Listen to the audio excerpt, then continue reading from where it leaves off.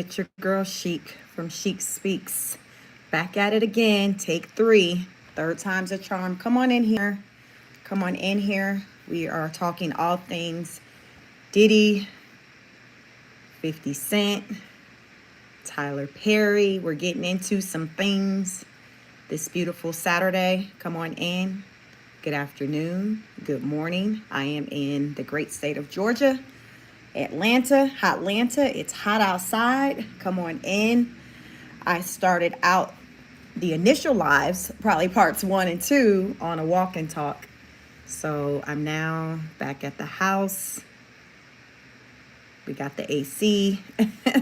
I'm dry. So we're going to pick back up on this conversation. Come on in. Come on in. We're going to pick back up on the conversation centered around 50 Cent and his baby mama drama, child. It's a hot mess, but listen, I got the tea for you. I've been listening, y'all. I've been listening. And I want to share some information that many people may not be aware of. I want to share some information, a message from Sheniqua Tomkins. That's 50 Cent's first baby mama. Sheniqua Tomkins. Come on in. Like the video. It's going down in these streets. It's a lot going on every day. When I learn of something new, it's just like, listen, it's a lot. It's a lot going on between the politics world, Diddy world, entertainment world. I'm kind of toggling between my two channels. Make sure you're following me on both platforms, on both YouTube channels. Chic Speaks on it. That's my political content channel. I talk all things politics, what's going on in these American streets, things that are outside of entertainment. I talk about that on my Chic Speaks on it channel. So make sure you follow me over there. Chic Speaks. This is my original baby, my original channel. And we talk about all the other issues that pop off in this world. So as of late, we've been talking about P. Diddy, the trial. It's wrapping up. It's coming to an end. It's projected that Thursday may be the last day. Come on in, Mr. Cheese. Hello, how are you? I am well. How are you? Where are you signing in from? You all let me know where you are in this world. I have people who follow me from all around the globe. Let me know where you're at. Are you familiar with these people we talking about? Emperor said, free Diddy, free Diddy. Listen, soon enough, we're going to learn if he's going to be free. Will he be out for the 4th of July? Will he be able to get him a hot dog?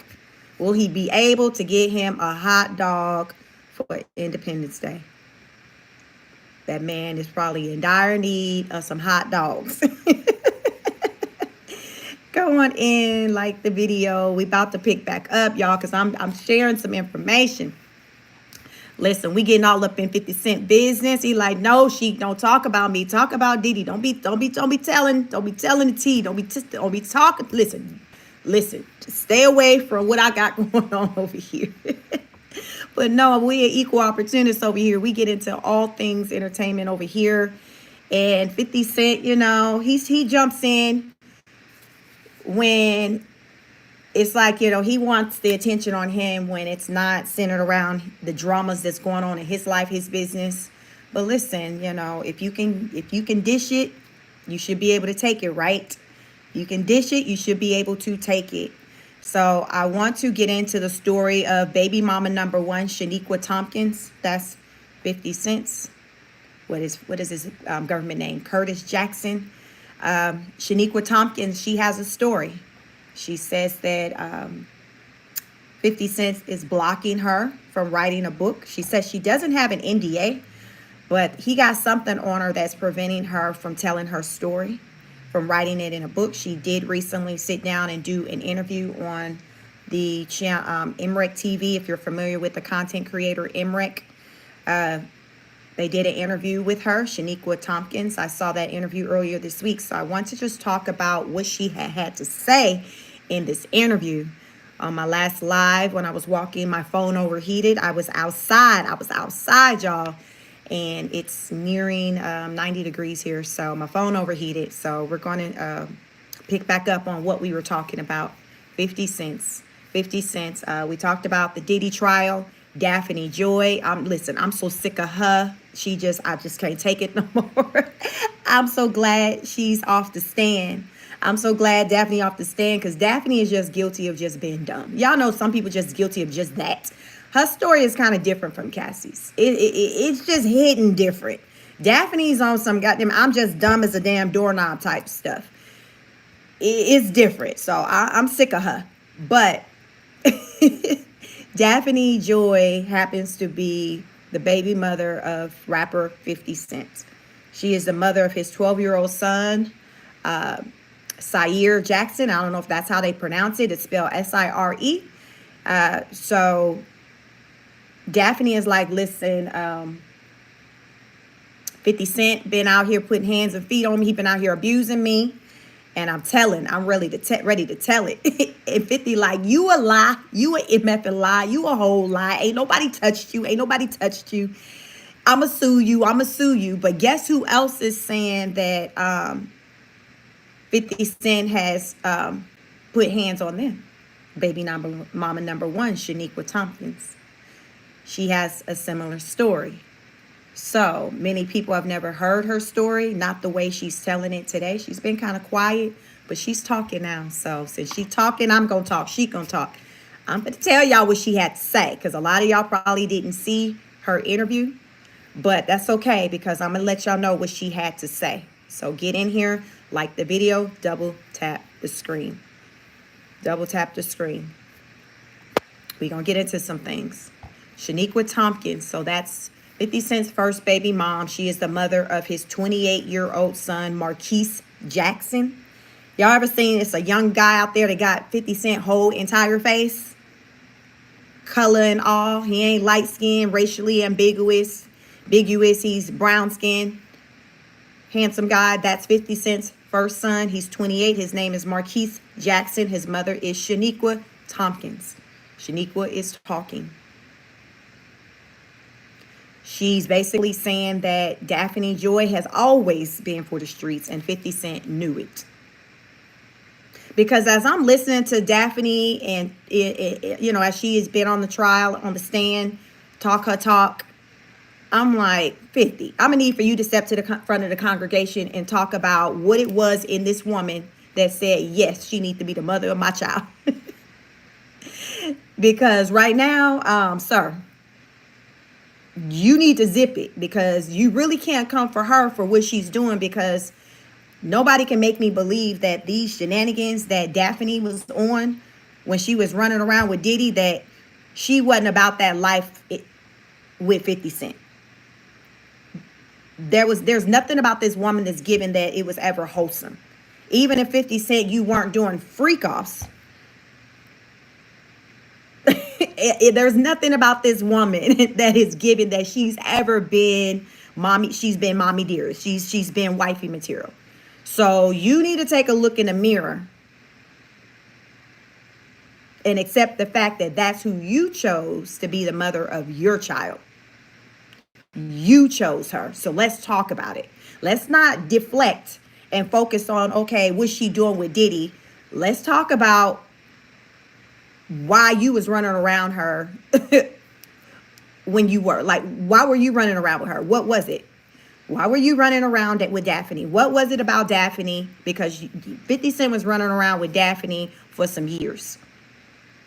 A good about 3 years. They had a nice little run, long enough to make a child. The child is 12 years old.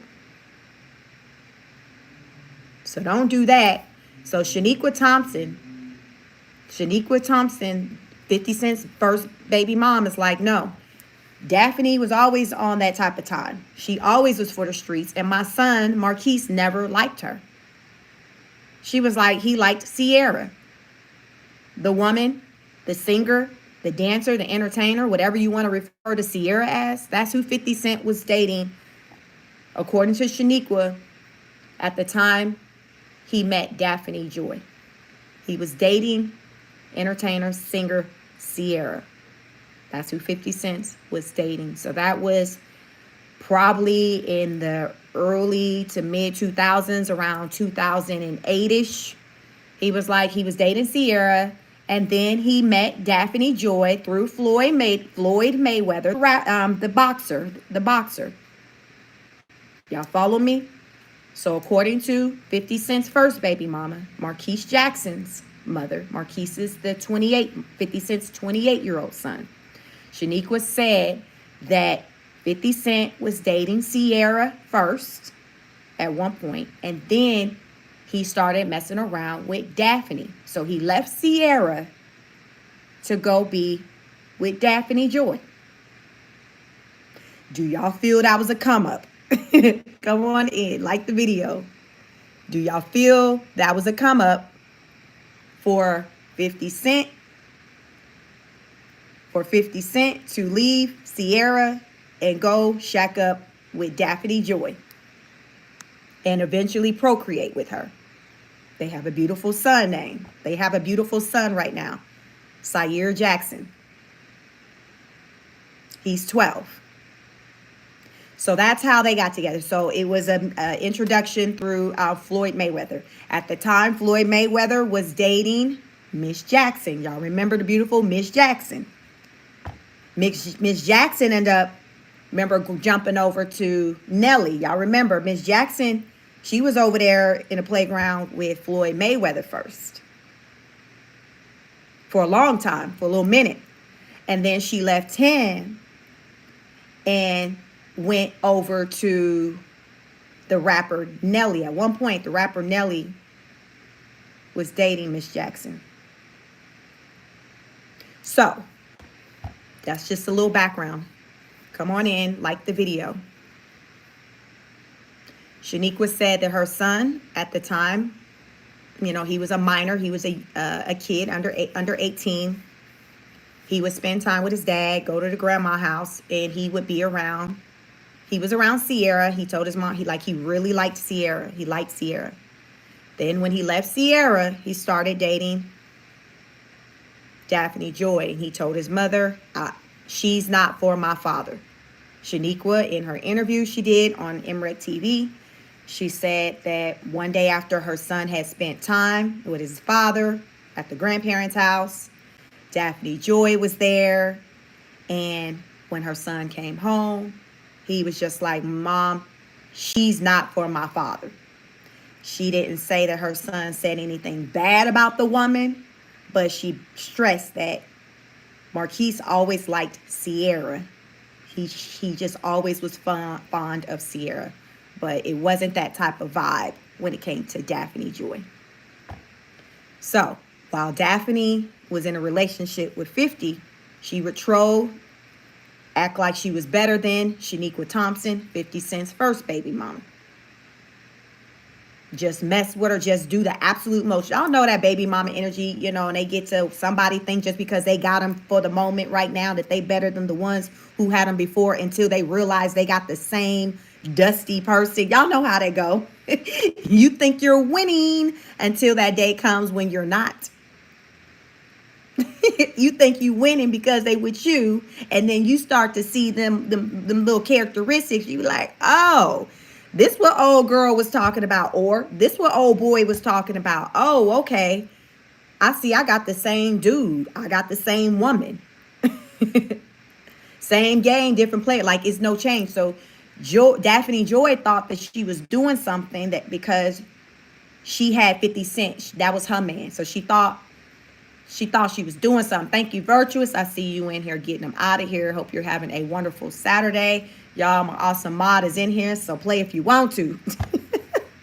Play if you want to. She don't even let you finish typing out your whole statement. So y'all, be on your best behavior if you want to stick around. We welcome everyone. It's just being respectful. Talk your talk. Let me know your thoughts on the topic. But Sheniqua said that Daphne Joy was running around acting like she was better than somebody. And to the day she got the realization that she wasn't, when she started to allege that 50 Cent was knocking her around. Yeah. Daphne Joy accused 50 Cent of physically abusing her. She's now back at it with accusing him of abusing her. But the first time was some years back where she had accused him of abusing her. And 50 Cent and her, they settled. But at that time, Daphne Joy's lawyers reached out to Sheniqua to see if she would be, I guess, give a testify or provide a statement to support what Daphne Joy was saying that was taking place with her. Because she knew that those very things that she was experiencing with that man, Sheniqua Thompson had experienced with him too. So, mind you, that's why you never know who you're going to need. You got to be careful how you treat folks. Because there was a time when Daphne Joy was moving around these streets like she was just the biggest, the baddest. And F you, Sheniqua, you ain't nobody. You ain't nobody. Until that day came where she needed Sheniqua because she wanted Sheniqua to testify on her behalf. Mind you, this is the same one that had been acting ugly to her. So Sheniqua was like, yo, like when the attorneys came to me and was like, yo, can you testify? She said, I told him, no, I cannot. I cannot. Can you blame her? This person has been a living hell to her, trying to act like that she better than her, talking about her doing the absolute most because what she got the man. Who's Sheniqua? Sheniqua is 50 Cent's first baby mom, the mother. That's her name, Sheniqua Tomkins. She's the mother of his 28-year-old son, Marquise Jackson. She's talking. She said that he was abusing her too. She said the first time he put his hands on her was when she was pregnant with their son, Marquise. She was pregnant. She was with him before we knew him as 50 Cent. So when people say, hey, you're with him because of his money or you're just mad at, she was like, you all, I was with that man before he had money. I was with him before you all came to know him as 50 Cent. She was like 50 Cent didn't come to the world like and become known as 50 Cent till what, like early 2000, what, around 2003 or whatever. Y'all, she goes back to being with this man in the 90s. She was with this man, I think she said maybe like 6 years before we came to know him as 50 Cent. She said she was the one supporting him. Y'all know that story. Don't act like this is crazy. This sounds like far-fetched. Y'all know usually the first baby mama, think back to Lil Wayne, the first baby mama is usually that one that was around that wasn't for the money because they was around before the person was getting to the money. We're not going to do that and play crazy. That this woman's story is unique. Their son together is 28 years old. So it's crazy to think that she was with him because he was 50 Cent. He wasn't in 50 Cent then. He was Curtis Jackson. He was the man that got young guy who got shot. And she said, by the way, he was not shot 9 times. I know what he done told y'all. I know what he done put in the movie, but that's not true. He was shot 5 times. She said he was shot 5 times. She said he came up with the idea of saying he was shot 9 times because the rapper Tupac, he had said he was shot 5 times. So he wanted to kind of one-up him. So he was like, yo, I'm going to tell the people I was shot 9 times. Can y'all see 50 Cent doing that though? Really think about that. Because I surely can. She was like, y'all, I was there. Marquise was there. 5 times is crazy though. But he put out there that it was 9. So that's what I'm saying is that she's saying, y'all, 50 be out here lying on some stuff. I was around before y'all knew him as 50 Cent. So don't just think that I'm on this end and I'm making up stuff because it is that. No, I'm telling y'all my story. I was there. That's not true. I saved his life. I took him to my parents' house or my grandparents' house. She was like, I saved his life. Marquise was a baby. What's up, Susan? She was like, so I need for y'all to understand this man be lying. Oh, and big time drug dealer, slinger. No, he was not that. She said he was a corner boy. She said he was a corner boy. So I don't know what version out there, because I think he got a book or something out there, what he's saying he was doing prior to becoming this big time rapper. But she was like, no, he was a corner boy. He was known to have hands, and he used to box. So he was known to have hands. But he wasn't out there hard in them streets like that, slinging. It wasn't like that. He was a corner boy. She said she financially supported him. She worked the job. She worked at the tolls. She did work at wherever at the tolls. So when she said I worked at the tolls, I'm picturing, y'all know when y'all gotta go on the highways, you gotta pay the money. She worked for the tolls. That's what she did. So she had the consistent like check, the legal money coming in with the W-2. She had that coming in. She was supporting him. This is pre 50 Cent. She had a daughter at the time. So when he got with her, she was a single mom. She had a daughter. When Will We Change said he also gave her $20K a month before she got greedy. When did it drop down to what, like the $6,700 or $6,800 a month? Because I've been hearing that's the amount that she was getting. It was like $6,700 or something. She did. So we're going to talk about the house. She says she hasn't gotten child support or anything from him pertaining to their son, who's now 28, since he was 21. So like 7 years, almost 8 years. She was like, I don't get child support from him. So whatever amount of money that we're talking about she was getting, she don't get anymore. This man 28 years old. She said the last check she got was like when he was 21. So you said that's after she took him to court and the judge said, okay, now it's $6,800. Okay. So let's talk about this house. Are you all familiar with the situation with the house getting burned down? Because that was new to me. Recently, she did an interview and she talked about her house burning down and she really feels like he was behind it. Please like, share the video. Welcome. So it was news to me about this house burning down. So she said the house, she said literally like maybe like a day. When Will We Change that? I believe 50 did that. Oh, so listen, let me tell y'all what she's saying, because y'all, she's talking. She said it was like the day after their court appearance. At the court, one of his attorney asked her about paperwork, whatever, because she said she got all her documents, paperwork. Remember, she's, the allegations of abuse, everything. She was like, listen, I got my receipts. I got everything. This house I'm in, he bought this for me. So she said the attorney had asked her basically like, where was her receipts at? Where was her proof or whatever? And she was like, it's at the house. And I guess she must have told him exactly where in the house, which I don't understand, because that next day, she said that she saw that she was being followed. She was en route with taking the son to school. Her oldest daughter was already at school, because remember, she has a daughter. I think her oldest daughter is maybe 4 to 6 years older than Marquise, her son with 50 Cent. So her daughter was already at school. She had Marquise. She was en route with taking him to school. He wasn't feeling really well anyway, so I think she decided, okay, I'm not going to take him to school. She was able to kind of shake off the people who were following her. And I think she made her way to like her grandparents' house or something like that. She ended up talking to her attorney, told them about what she saw. It's like, yo, I'm being followed or whatever, but I was able to shake them and get away from them. The attorney got really scared and nervous for her and told her like, yo, just be careful, be careful. That night, she said that this is how I know it's like there's a God. She was like, I was laying in bed. She was like, I just couldn't get comfortable. I couldn't rest my mind. I just couldn't rest.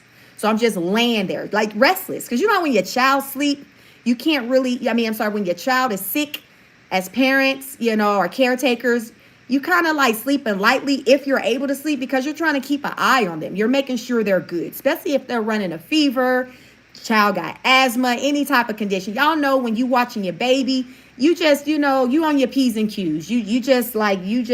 Up. So she said it was maybe about 2:32 to 3 o'clock in the morning.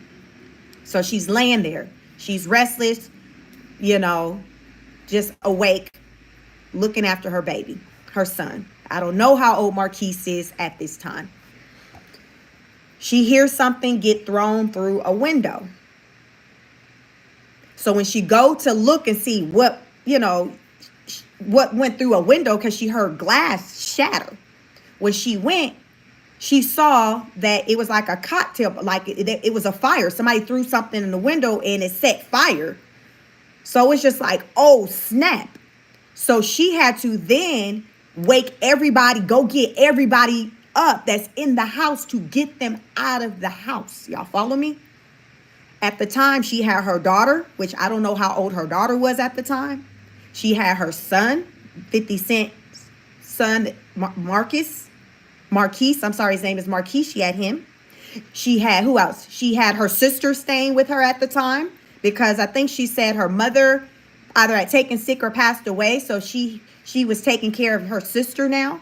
And then I think she had a friend of hers who was staying with her. And I think she maybe had one or two kids. So it was maybe about a good 5 or 6 of them that was residing in that house. And maybe too, that's partly why 50 wanted her to raise up out of that house, because it was more than her and the kids. Like, it was other people staying in that house, and he was footing the bill for it. So she has to get everybody up. She said, y'all, I didn't even have no drawers on. She was like, y'all, I was sleeping in like this little, it seemed like she had this little short outfit, these shorts. Y'all, a lot of time women, we got these little boys, little boxes, little shorts on. But she was like, yo, I didn't even have underwear on. I had to literally leave the house as I was, with what I had on. Get everybody up, get out the house. Her daughter at the time, she said she heard the glass break, but she thought maybe her mom had dropped something. No. Someone from the outside had threw something through the window. She said there was a man who was outside walking. She didn't know if he was the one who was behind whatever popped off or whatever, but he was outside and he was offering, like, trying to help. So she was reluctant, but at the same time, she's like, damn, I need y'all. Listen, God, listen, thanks. I need somebody to help me. I got these people, these kids. We got to get out this house. This man, this complete stranger in the area at like 2, 3 o'clock in the morning helped get her and everyone out of the house. She said she is, I don't know, Audrey, you said boy shorts is underwear. Yes, it is underwear. She described in the interview what she was wearing. I called it boy shorts. She didn't say that. She just kind of described that they were some shorts. So it probably was more of some loose shorts. Like sometimes women will wear some loose shorts. Because boy shorts are kind of fitted.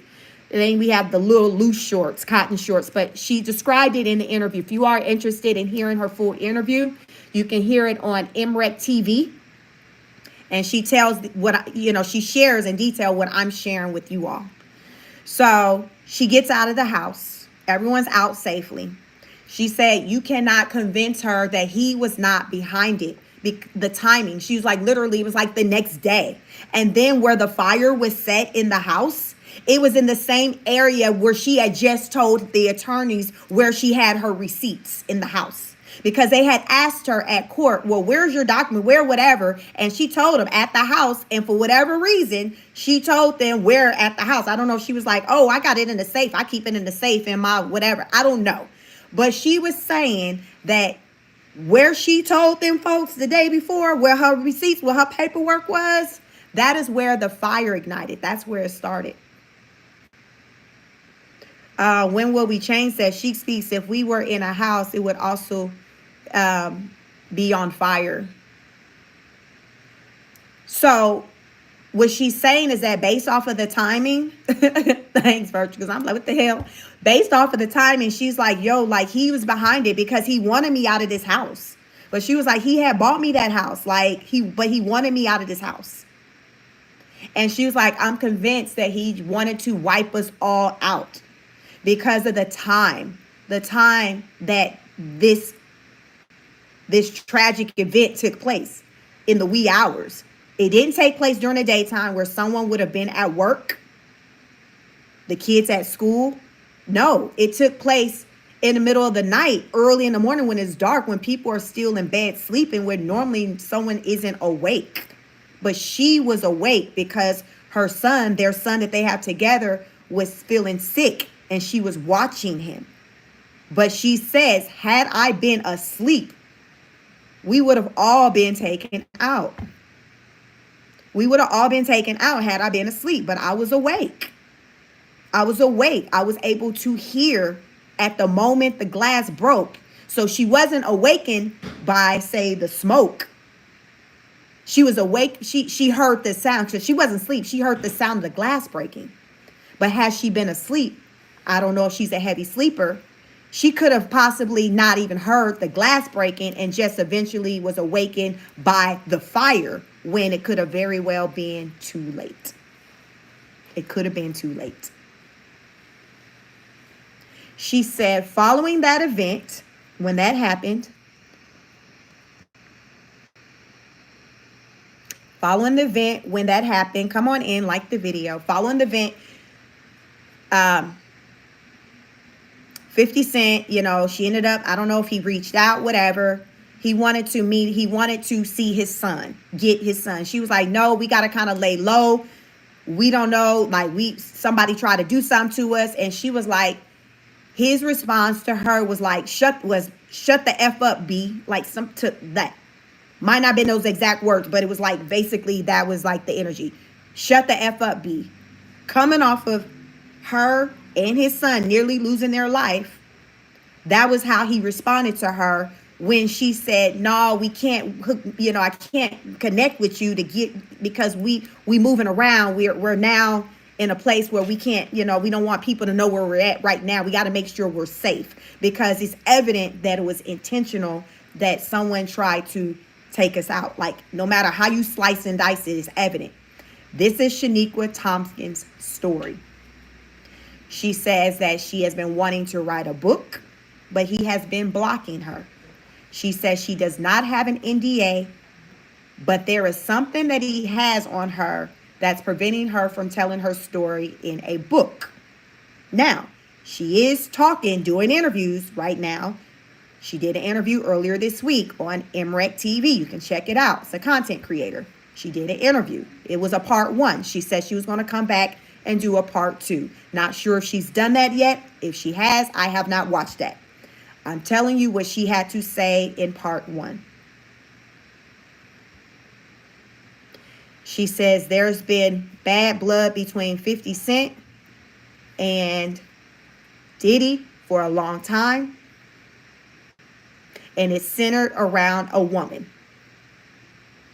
She talked about, she didn't say the woman's name, but she did a process of elimination. Meaning, she said, hey, what's up, Dr. J? Yes, I came back. Took a break. I'm back. Yeah, my phone overheated earlier when I was doing a walk and talk. So I'm inside now. So listen up. Let's talk about the history between 50 Cent and Sean Combs. She says that Sean Combs or Daphne, she didn't say Sean Combs. I think it's Daphne. Daphne is not the only one who's not above sleeping with a friend's person, a friend's partner, a friend's ex. She was like, we're not going to do that. She said 50 Cent did it first. She said 50 Cent did it first.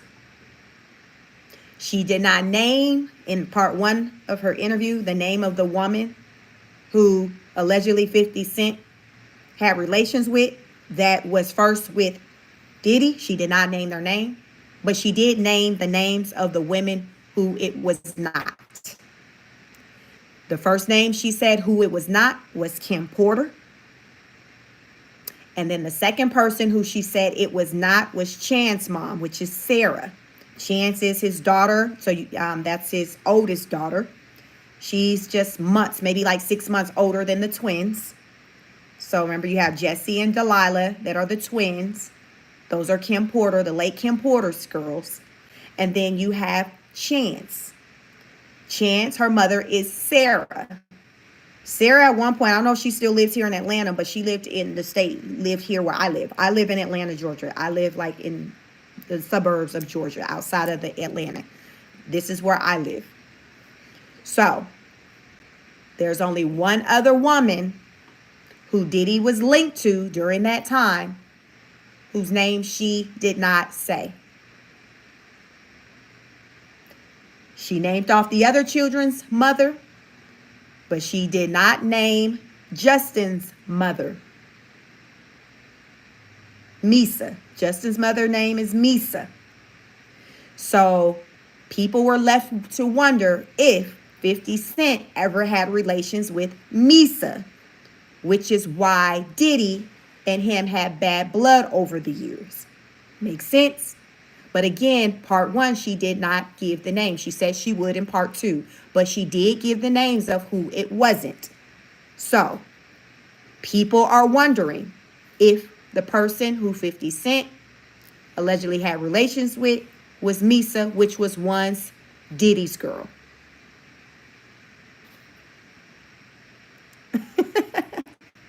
This is what she's saying. So remember, she's saying he got something on her that's preventing her from writing her book, but I guess it's not stopping her from doing interviews to tell her story because she's talking. She was like, listen, I've been quiet for too long. I'm talking. He's trying to stop me from eating. I can't write a book, tell my story. He hasn't paid child support since Marquise was 21, so it ain't no on some money trying to get money from him type tip. I'm out here getting it on my own. But did y'all see 50 Cent recently putting out there alleging that this woman, Sheniqua Tomkins, and their son, Marquise Jackson, are scammers? He said they into that PPP loan scamming stuff. He said because them folks rode up on him questioning him about their activities, and his response to them was, I don't mess with them people like that. I'm a law-abiding citizen. Y'all know 50 Petty. He was like, I don't mess with them people like that. I am a law-abiding citizen. That's what he said. He told them people who questioned him about Sheniqua Tomkins and his son Marquise. The son that he treats worse than, I don't know, you would think that Marquise was Diddy's son the way 50 Cent treats him. But let's talk about why Sheniqua says that 50 Cent and Floyd Mayweather got bad blood. 50 Cent is like that person, that kid that can't play well with others in the play, that don't play well with others in the sandbox. That's what I call it, when you have some people where they just don't seem to get along or mesh with much of anybody. He gives that, yeah, he's just a solo act, that he don't really do well in, relationships, whether it's romantic, platonic. He just don't do well with others. And it could be narcissistic tendencies. I don't know. I do know that his mother was a drug addict. He was, I think, primary, and she died when he was like 8. He was raised by the grandparents. His father wasn't around. He clearly got mommy issues, including some daddy issues thrown up in there too. He got attachment issues. So he don't gel well with others. So she was like, when it came to Floyd Mayweather, 50 Cent was interested in getting into the...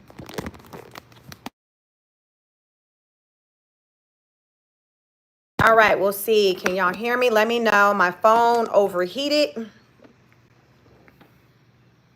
It's a hot day here in Hotlanta. Let me know if you can hear me. If I need to start. Can y'all hear me? Because I will start up a new live if I have to.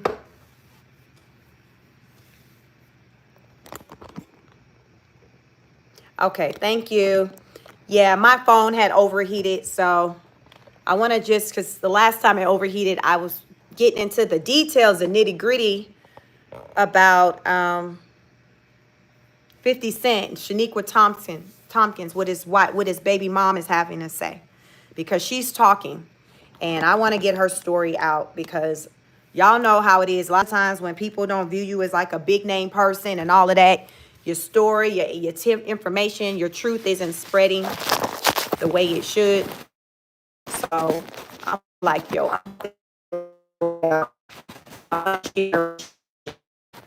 because we didn't already heard what everybody else got to say. So let's hear what this woman got to say. So Sheniqua Tomkins, her name Tomkins, Sheniqua Tomkins. That's where we at. Come on in. Double tap the screen, like the video.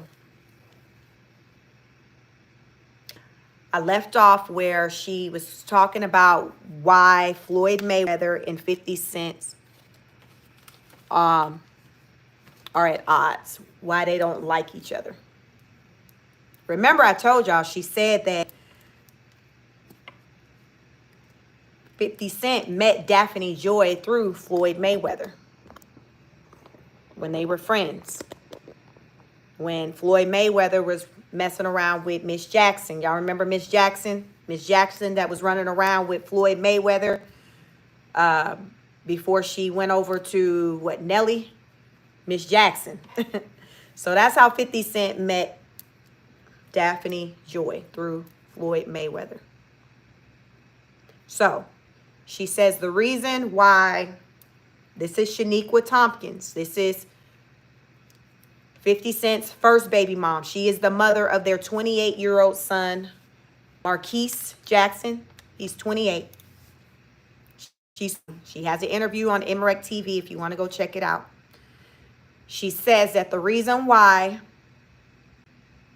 Floyd Mayweather and 50 Cent aren't cool anymore is because 50 Cent wanted to enter into the boxing industry. And he wanted Floyd Mayweather to help him. 50 Cent wanted to enter, according to Sheniqua Tomkins, the reason why 50 Cent and Floyd Mayweather are not friends anymore is because 50 Cent wanted to enter into the boxing industry and he wanted Floyd Mayweather to help him. Floyd Mayweather did not want to help him. He was like, yo, your name is rap, my name is boxing. Let's just keep it like that. You know, why we don't need to mix business with pleasure. Y'all know, like, you just want to kind of keep it separate, boundaries. And he was just not trying to hear it.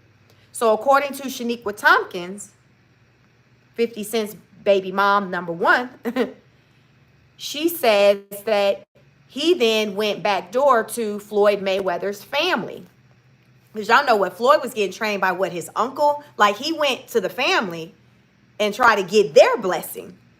Even though Floyd, the front man, was like, yo, no, 50 Cent went around the back door and went to try to talk to the family to see if he can get their blessing and be like, yo, like, I really want to do this. Now, she did not say, from my recollection in the interview, what capacity 50 Cent wanted to be. I don't know if he wanted to be a promoter. I don't know if he wanted to be a promoter or if he was trying to box. I'm not quite sure. My first mind went into promotion, him wanting to be a promoter, but I'm not sure. She just said he wanted to enter into that world and Floyd Mayweather was not for it. He didn't want to support that. He didn't want to help with that. He just wanted 50 to stay in his lane, which was rap at the time. Like, just stay in your lane and I'm going to stay in mine. And 50 got in his feelings about that. He got in his feelings about that. So he just, stopped wanting to rock with Floyd. So she was like, that's what happened with that relationship. And then with the 50 Cent and Sean P. Diddy Combs, she's like, the reason why they stopped being cool is because 50 Cent messed around with somebody, that a woman that was having relations with Diddy, one of his women. So she said she was going to get into that part in her part 2 of her interview. I got to see if she ever came out and did her part 2. Her name is Sheniqua Tomkins. If you want to know who she is, Google her. She has an Instagram out there, Sheniqua_Tomkins. SHANIQUA_Tomkins. TOMPKINS. She has 102,000 followers. Beautiful woman. She said that she don't feel like 50 ever really loved their son. She said one day her daughter, who told her this story? She has a sister.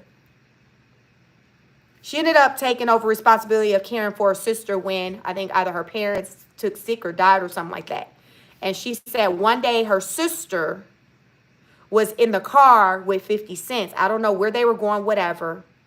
And he made a comment to her sister, Sheniqua's sister, her younger sister. He made a comment to her saying that he loved Sheniqua, but he did not care about those kids. he made that comment. So Sheniqua, 50 Cent's baby mama number one, is alleging that 50 Cent told her younger sister, they were in a car together just having conversation, and he made a comment saying that he loves Sheniqua, but he don't give a damn. He don't care about those kids. Those kids being, I guess, her daughter that she already had when she got with him, because she already had a daughter when she got with 50 Cent. She was a single mom. This is Sheniqua Tomkins, 50 Cent's first baby mom. Marquise mother. Marquise, 50 Cent's oldest son. He's 28. She had a daughter already. That daughter is about 4 to 6 years older than Marquise. I cannot remember the exact age, but she probably says it in the interview that she did on MREC TV.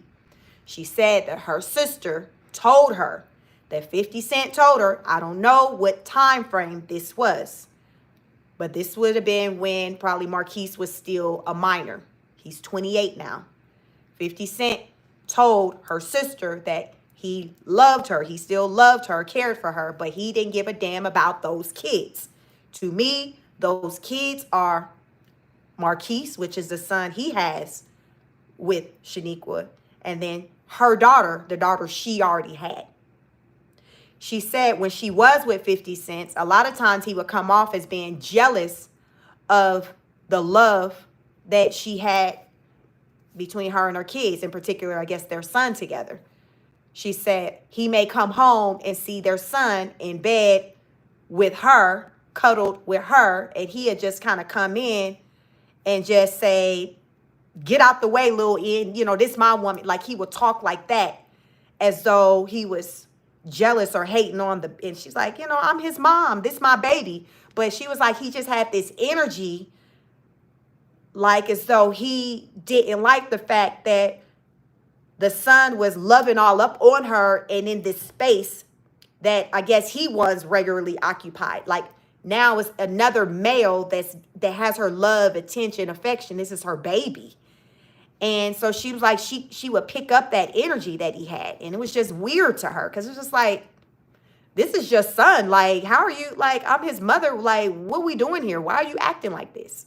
So when her sister told her the comment he made one day in the car saying, I love your sister, but I don't give a damn about those kids, it made her think about the energy that he would have towards their son when she would be cuddled and laying around with him and he would say, come home and see that's the situation. And he'd just go interrupting that versus him just trying to join them and get in the mix and love on their son too, or love on her in front of their son. No, it was more of this jealous energy, like, get out the way, little Eden, this my woman. Get out the way. Go get in your own, it was like that kind of energy. And she said she just thought it was weird. She didn't like that. She didn't like that. So to me, it's giving, like, is Sheniqua viewed as the one to 50 that got away, but though he'll never acknowledge that? Because remember, she was around before we knew him as 50 Cent, before he was getting to the money like that. Think about all the women who's come through his life since then and the dynamics of the relationship. Like, he's always on guard for someone to be using him to try to take advantage of him. So he's always on guard, like, you ain't finna get nothing up out of me, because recently, he broke up with a longtime girlfriend, Cuban Link. They broke up. And I saw something online, but I don't know if it's true, you all. Let me know if you saw where supposedly Cuban Link is talking about why they broke up. And I don't know if it's true or not. I haven't seen anything where Cuban Link have come out saying, no, those aren't my words. But I saw it online this week where it was on one of these blog type websites, like on their, like an Instagram page, where it was showing like Cuban Link and comments she made about why they broke up. Her saying that he's very selfish. And her saying that the reason why we broke up is because in the 2 years we were together, I never asked him for anything. And I asked him for $10,000. And he basically told me, you're independent. You get into the money. You don't need no man to take care of you. And then he gives her $50. And then when she said, okay, well, I can't do nothing with this relationship, we're done. She said he then followed up with, all right, then we'll leave that wig on the table that I bought you, And she said the wig wasn't, allegedly, if these are her words, the wig wasn't even valued at even $100. So I don't know if this is real, if she really said all this stuff, because a lot of people in the comments, I don't follow this woman. I didn't really even know who she was until probably within some months before they even broke up. And they were like, Cuban Link don't even wear wigs. So I don't know. But the story is out there, you all, is that she's like, yo, I asked him for some money. He told me basically no to the 10,000, gave me $50 and told me to basically keep your head up. And she's like, yo, like she got pissed off and was like, fine, this relationship is over. And he was like, well, all right, then, well, make sure you leave that wig I bought on the table. So I don't know if that's true or not. It sounds crazy if it is. Hopefully it's not true. But nonetheless, what we do know is they are not together. Cuban Link is not in a relationship with 50 Cent. From what I know, 50 Cent is single right now. Sheniqua Tomkins, 50 Cent's first baby mom, said that he dated Sierra and he left Sierra for Daphne Joy. That's the woman we've been seeing at trial, testifying at the Diddy trial. The Asian, that woman, beautiful woman, Daphne Joy. She was on there, y'all, for like a whole week, probably like a week and a half. Far too long. She was on there too damn long. But yeah, he was like, 50 Cent left Sierra for Daphne Joy. Y'all let me know how y'all feel about that. 50 Cent leaving Sierra for Daphne Joy. Six Freaks said 50 Cent did Floyd, so Lil Wayne had to realize their guts. Jolie B said, if you ever seen the show The Wire, the kid Nyman mom is who Sheniqua reminds me of. She seems like an opportunist type. Okay. No, I remember he had that show, the popular show The Wire. It wasn't one that I got into. The only show I got into was 50 Cent's show on Stars with Power. I got into Power until that went off. I didn't get into was that Power book, you know, the other spinoff shows. But Sheniqua was like, listen, I got my story too. And I'm talking. I'm tired of just being silent. I want to share my story. I want to share my story. So what they say is 3 sides to the story. Your side, their side, and the truth. And she's wanting people to hear her side. She's wanting people to hear her side. I will say, because after she did her interview earlier this week, people were looking to see if 50 Cent would threaten her with a lawsuit, because that's what he does. That's what he did with Daphne Joy, because Daphne Joy has been out talking lately saying that he's been physically abusive to her. And he's denying that, and he's threatening to sue her for defamation. So people were wondering if he will sue Sheniqua Tomkins or if he'll threaten to sue her. I have not seen or heard that he has, but Sheniqua did make a point to say in the interview that she has her receipts. She got the paperwork. She got everything to support the abuse. She said the first time the man laid hands on her was when she was pregnant. And the last time he laid hands on her was when she left the relationship. And she said that was because he laid hands on her in front of her daughter. And that was just her breaking point. For her daughter to see any nonsense. Like prior to, I guess the daughter had never witnessed anything. But when it progressed to a point to where her daughter was able to witness the abuse, that was enough. She was like, listen, I got to go. I got to move around. I can't do this anymore. That's when she ended the relationship, she said. They asked her about SA, if she'd ever been SA'd by him before. And she said yes. She didn't get into details. She said it's harder for her to talk about. She don't know what that's about. It's harder for her to talk about that part than the physical abuse part. But she said she did deal with that. You know, she said because, you know, a lot of times, and even some people who experience it, it's the mind trick of like, okay, but this is the person I'm in a relationship with. How can they possibly assault me? We're in a relationship. But when you tell someone no, whether you're in a relationship with them or not, no means no. And if the person still chooses to proceed with the act, that's SA, that's assault. So she said that took place. She said 50 Cent did SA her. But again, she did not go into details of it. She said she's still working through trying to be able to talk about that part. She's still working on that part. So she's not there yet with really, opening up about that. But she did put out there that he did SA her. He did SA her. So I personally found her to sound credible to me because, I mean, she, like as she said, she was in a whole relationship with him. She knew him before we knew him as 50 Cent. She was with him, I think she said, maybe about 6 years before we came to know him as 50 Cent. She said she took care of him. She was his rider. Think about like Lil Wayne and his first baby mom, Toya. You can't say Toya was with Lil Wayne for his money, who he was. Like, they were kids. This was whatever. She was the day one. Sheniqua was the day one. So the day one is now out telling her story. And I'm here for it. I want to hear what she has to say. I want to hear what she has to say. I don't want to just downplay or dismiss what she got to say because she's not a celebrity.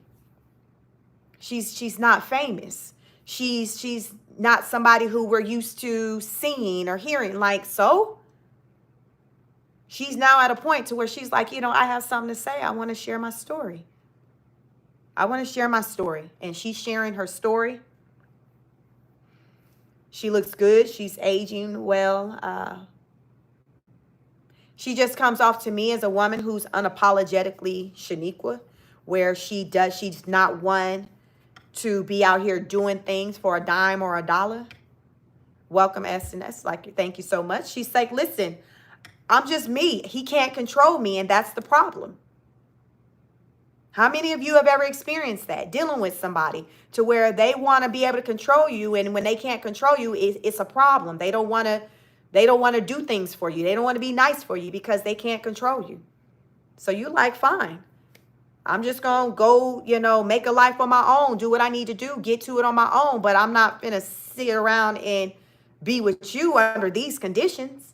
And that's what it's about. She got to a point to where she no longer wanted to endure the abuse. It wasn't enough money in the world for her to continue to do that. She was like, I'm good. I'm just going to try to make a way. Now, again, I don't know how old Marquise was when that happened. I don't know.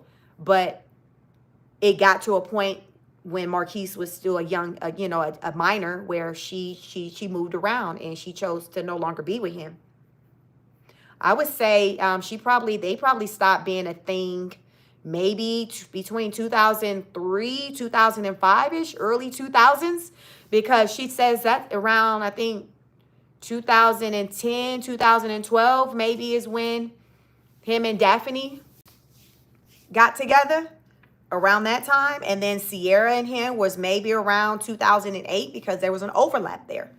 She said that 50 Cent left Sierra for Daphne Joy. I remember briefly when Sierra dated 50 Cent. It seemed like it was very brief. That was pre-Future days. I remember that. Then Daphne Joy came into the picture. I really didn't even know Daphne came into the picture until really, I think, after I learned about the baby being here. Otherwise, I didn't ever hear about them being together. It was more so me mostly hearing her name when they were kind of on the outs. When they were on the outs. And they haven't been a thing in a number of years, a lot of years. So, but 50 Cent, listen, this is who you chose to procreate with. Meaning Daphne Joy. Like, you chose Sheniqua too, but Daphne Joy, like, child, please, come on. Don't be trying to be out here trying to shade Daphne when that's who you picked to be the mother of your child. Like, that's what I'm looking like. We not going to just overlook the fact that that's who you chose to be the mother of your child. We not finna act like that she wasn't giving whole like tendencies on your watch. Because according to Sheniqua Tomkins, 50 Cent's first baby mama, she was like, everybody know that Daphne is for them streets. Like, that is a thing. Everybody know this. Like, everybody know. Everybody know. So it's given to me that 50 Cent maybe was just caught up in the aesthetics, which it happens. People will get caught up in the aesthetics and just dismiss everything else. People do it all the time. Men, women, people do it all the time. They'll just overlook all the red flags and they just caught up in just the visuals. Until that day comes where they have to recognize and accept the fact that that ain't a damn enough. Because you got a lot of beautiful people out here. But not all beautiful people are for the streets. You have beautiful people who have substance to them. You got beautiful people who have substance to them. And I think 50 Cent eventually came to the point to where he recognized that, okay, Daphne's beautiful, but this ain't it. This right here, yeah, this ain't it right now. This it's just a canvas. This is literally just a canvas. But Sheniqua like, listen, we knew that. Hell, our son knew that. She was like, he ain't for my daddy. She ain't for my daddy. She ain't for my father. That's what Sheniqua said. That's what she said. Let me see. Emmerich. You see if she has the other part of her interview out, because it was just one part.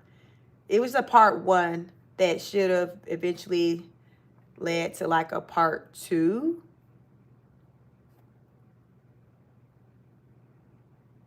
Okay, it looks like the part two may be out. I'll have to look at the part two of her interview.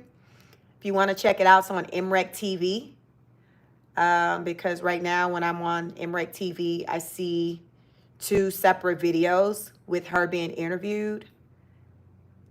So part two may be out. I'll have to, because the first interview was 52 minutes.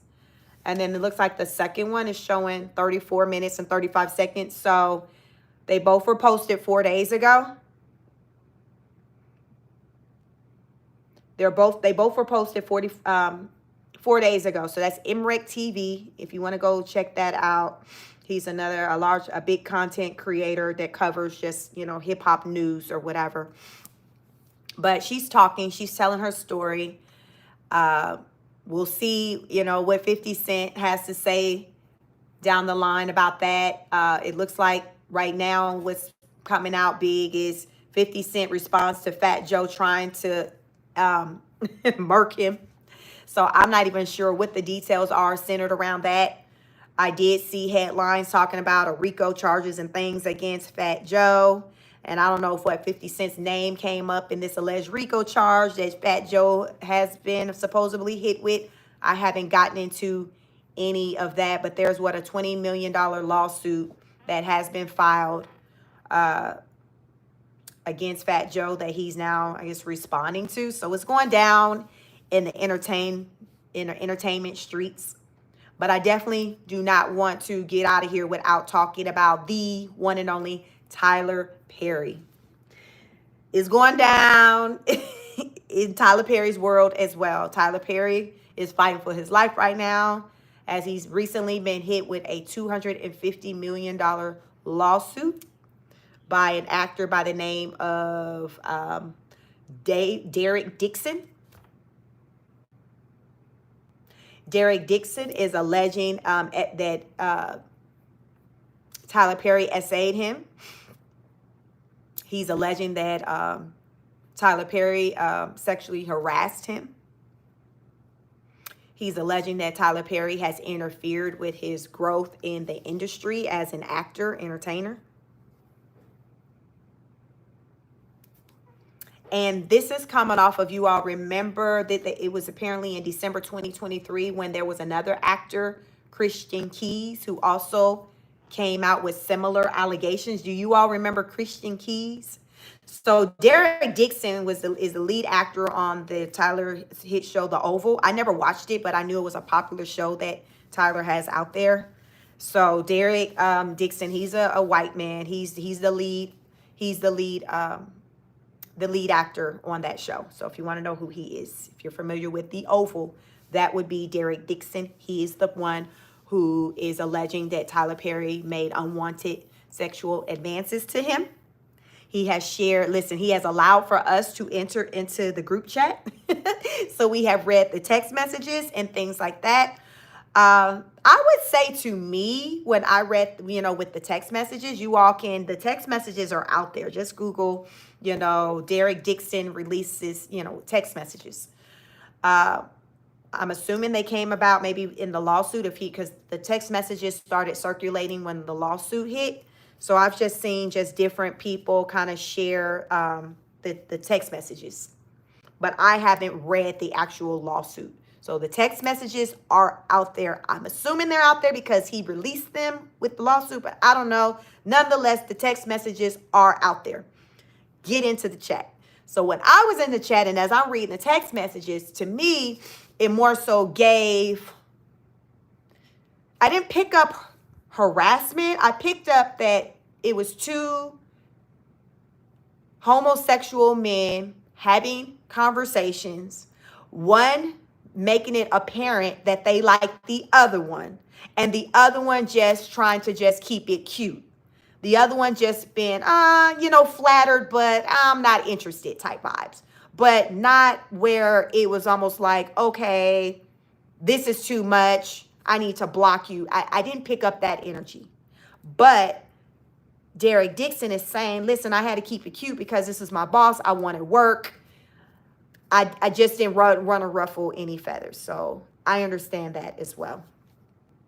I understand that part as well. But he was like, listen, I was not interested in this man. I was not interested. I made it.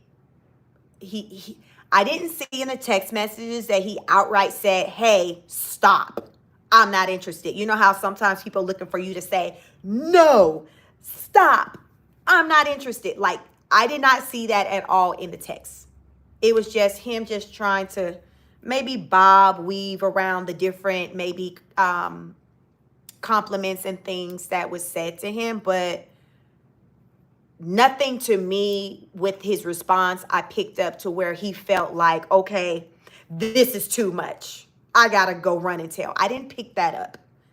But I'm not going to say that he didn't feel a certain type of way because, again, this was also the man who was signing his paycheck. This was his employer, the boss. This was the boss. So myself personally, I have never been in a situation to where I reported to someone and then I felt like they were making unwanted advances, I've never experienced that before. But I can imagine how it would feel uncomfortable because it's just like, damn, I'm not interested, but at the same time, I need my paycheck. So I don't want to come off too harsh, but I want to kind of still show a little bit that I'm good, I'm cool. So that's what he said he was trying to do. Then it got to a point where a couple of times he went to Tyler Perry's home, and one time he got to drinking, drank too much, woke up in one of Tyler Perry's beds in the house, and he woke up to Tyler's hand rubbing his thigh. That was the first time he said that, I guess, Tyler, put hands on, touched him inappropriately, against his will. He didn't feel comfortable with that. Tammy Francis says, I didn't hear the conversation. Could you tell that he was not interested? I would say yes, it gave. No, he wasn't interested. But to me, the conversation did not give that he felt uncomfortable about it. To me, it just gave this person kind of liked me, but I don't really like him like that. So I'm just going to kind of keep the conversation at a certain place. So therefore they won't feel like I like them like that in that kind of way. I felt like the conversation gave the energy of someone on one end just trying to kind of be cordial, not be rude, still be polite, acknowledging, taking notice that a person kind of likes them, but not wanting to feed into it. So in hopes that that person will kind of get the cue that, oh, they not really feeling me like that. That's how I picked it up. But the guy just feeling just completely uncomfortable, like, I didn't pick that up from the chat. But I'm not going to say he didn't, because he has talked about he was trying to still keep things kind of good between them because that was his employer. And that makes sense. That makes sense. That he was, you know, because at the same time, it was just through words, typing. So, like, how much harm can somebody do through a phone text? You know, there's that buffer where you like, I don't like this, but I'm not going to, you know, just cuss him out because, you know, it's through text.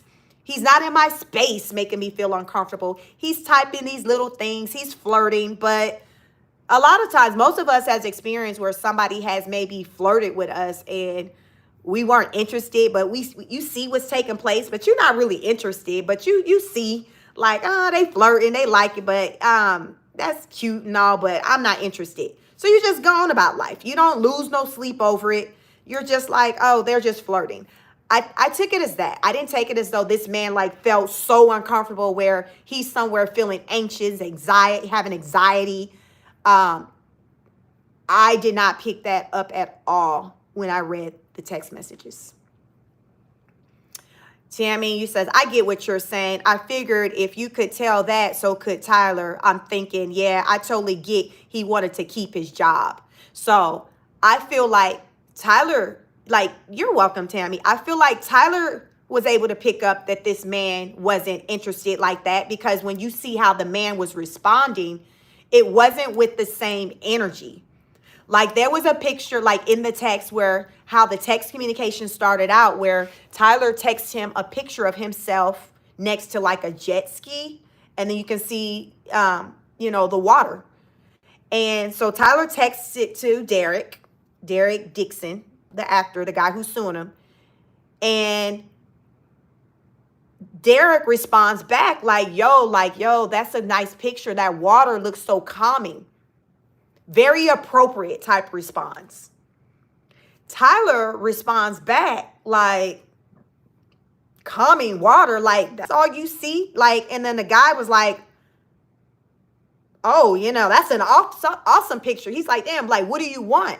Because Tyler sent the picture of himself next to a jet ski. The man's response, because remember, he's not interested, is to comment on the scenery, not Tyler himself.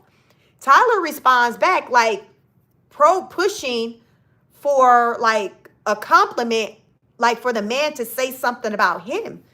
So Tyler, you know, when the guy responds, was like, well, yeah, like, well, that's an awesome picture. And then Tyler responds like, well, you don't see this hunk in this picture? Like, you don't take notice? And then the guy was like, oh yeah, I see it. Like, you know how somebody's like soliciting a compliment where it's not like you're giving the compliment naturally, organically. Like, somebody kind of like pushes you in a corner to have to compliment them. Like they may say, oh yeah, you know, I went to the salon, I got my hair done today, I got it colored and cut. And then it's kind of like you feeling like, oh yeah, this looks nice, where you have to say something.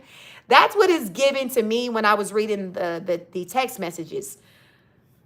Tyler sent this picture of himself. He wanted the guy to comment on how he was looking in the picture, but the guy didn't. The guy commented on the water. And Tyler came back and was like, you don't see this hunk? And the guy was like, oh yeah, you know, I see him. So to me, that right there gave that Tyler could have picked up that this man ain't really like seeing me all like that, because I basically had to kind of force a compliment out of him. And that's not natural. Like, we don't go around forcing compliments out of people. That's just not really what normal. That's weird. You normally don't do that. You just go about your life and somebody throw a compliment to you like, thanks. You're not. It was weird. I feel like Tyler did know that man wasn't feeling him like that, but Tyler didn't care. He didn't care. He was like, okay, well, I mean, you know, you need me, so that's enough. Like, I know that I got something you want, so I'm okay with you not really quite being there just yet, but you'll eventually come around because I got what you need. I got this work. I signed the checks. So you're playing hard right now, but that's fine. You'll come around. And I think that's just the arrogance. I think this is just what he's used to doing. He knows eventually they're going to come around. Tammy, you said, Tyler asking if the guy can't see the bigger picture is quite hypocritical in that situation. That was what happened with that. So then they had other text message communications. The guy talking about how hard it is for him to just live in his truth. I guess he wasn't at that time an outwardly homosexual guy. So Tyler was trying to talk to him about being able to relate to not feeling like you can live in your truth, being concerned about what people have to say. The guy was concerned, I think with his parents or something like that. So it was like Tyler was like warming him up, like, I guess grooming, like just kind of buttering him up. Like, okay, this is why you need to be over here because I understand your truth. And, you know, Tyler, y'all, the text messages are out there. Google the text messages. You'll see the Tyler was, he was really putting it on strong to the guy, like shooting his shot without directly shooting his shot, without saying, hey, can I take you out? He was doing it kind of in an indirect way to where anybody with common sense will be able to kind of pick it up. So I think that's why Tyler was kind of going about it that way, because at the same time, this is an employee of his. So he's trying to be kind of strategic about how he's approaching the situation with this man, is because he is an employee. So he got to be careful with how he approaches it. So to me, he was coming at it, the Derek, from an angle of friends, like friend zone, like we cool, we friends. Oh, you hung out with such and such. Ooh, I felt jealous when I seen, there was one, I guess the guy had hung out with somebody, and Tyler said something like how he felt jealous knowing that the guy was hanging out with this other guy. And the guy was like, you don't need to be jealous of him. That's just such and such. So Tyler was just throwing out just these little signs to let this man know, I see you. I got a little crush on you, without outright saying it, because remember, he's the boss. Tyler's the boss. So it's not what they say, what you do is how you do it. So Tyler was trying to be very strategic with how he was going about pushing up on this man because of, I believe, the working situation.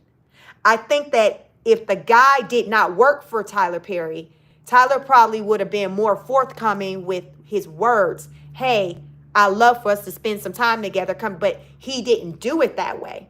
He was just throwing out these little subliminal, these little things that you're going to pick up and see that this person likes you, like, which the guy picked up.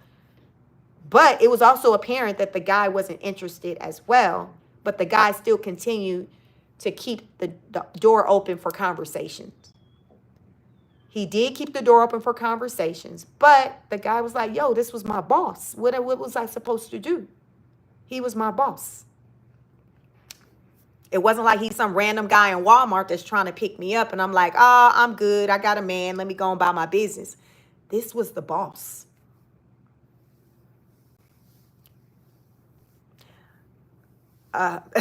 Smooth said, Tyler doesn't need to come out the closet. We all could see through the glass door. Are there people that really didn't think he was homosexual? That's the thing. I don't know. I don't know if you got people out there that didn't think he was. I have not heard any conversations centered around that.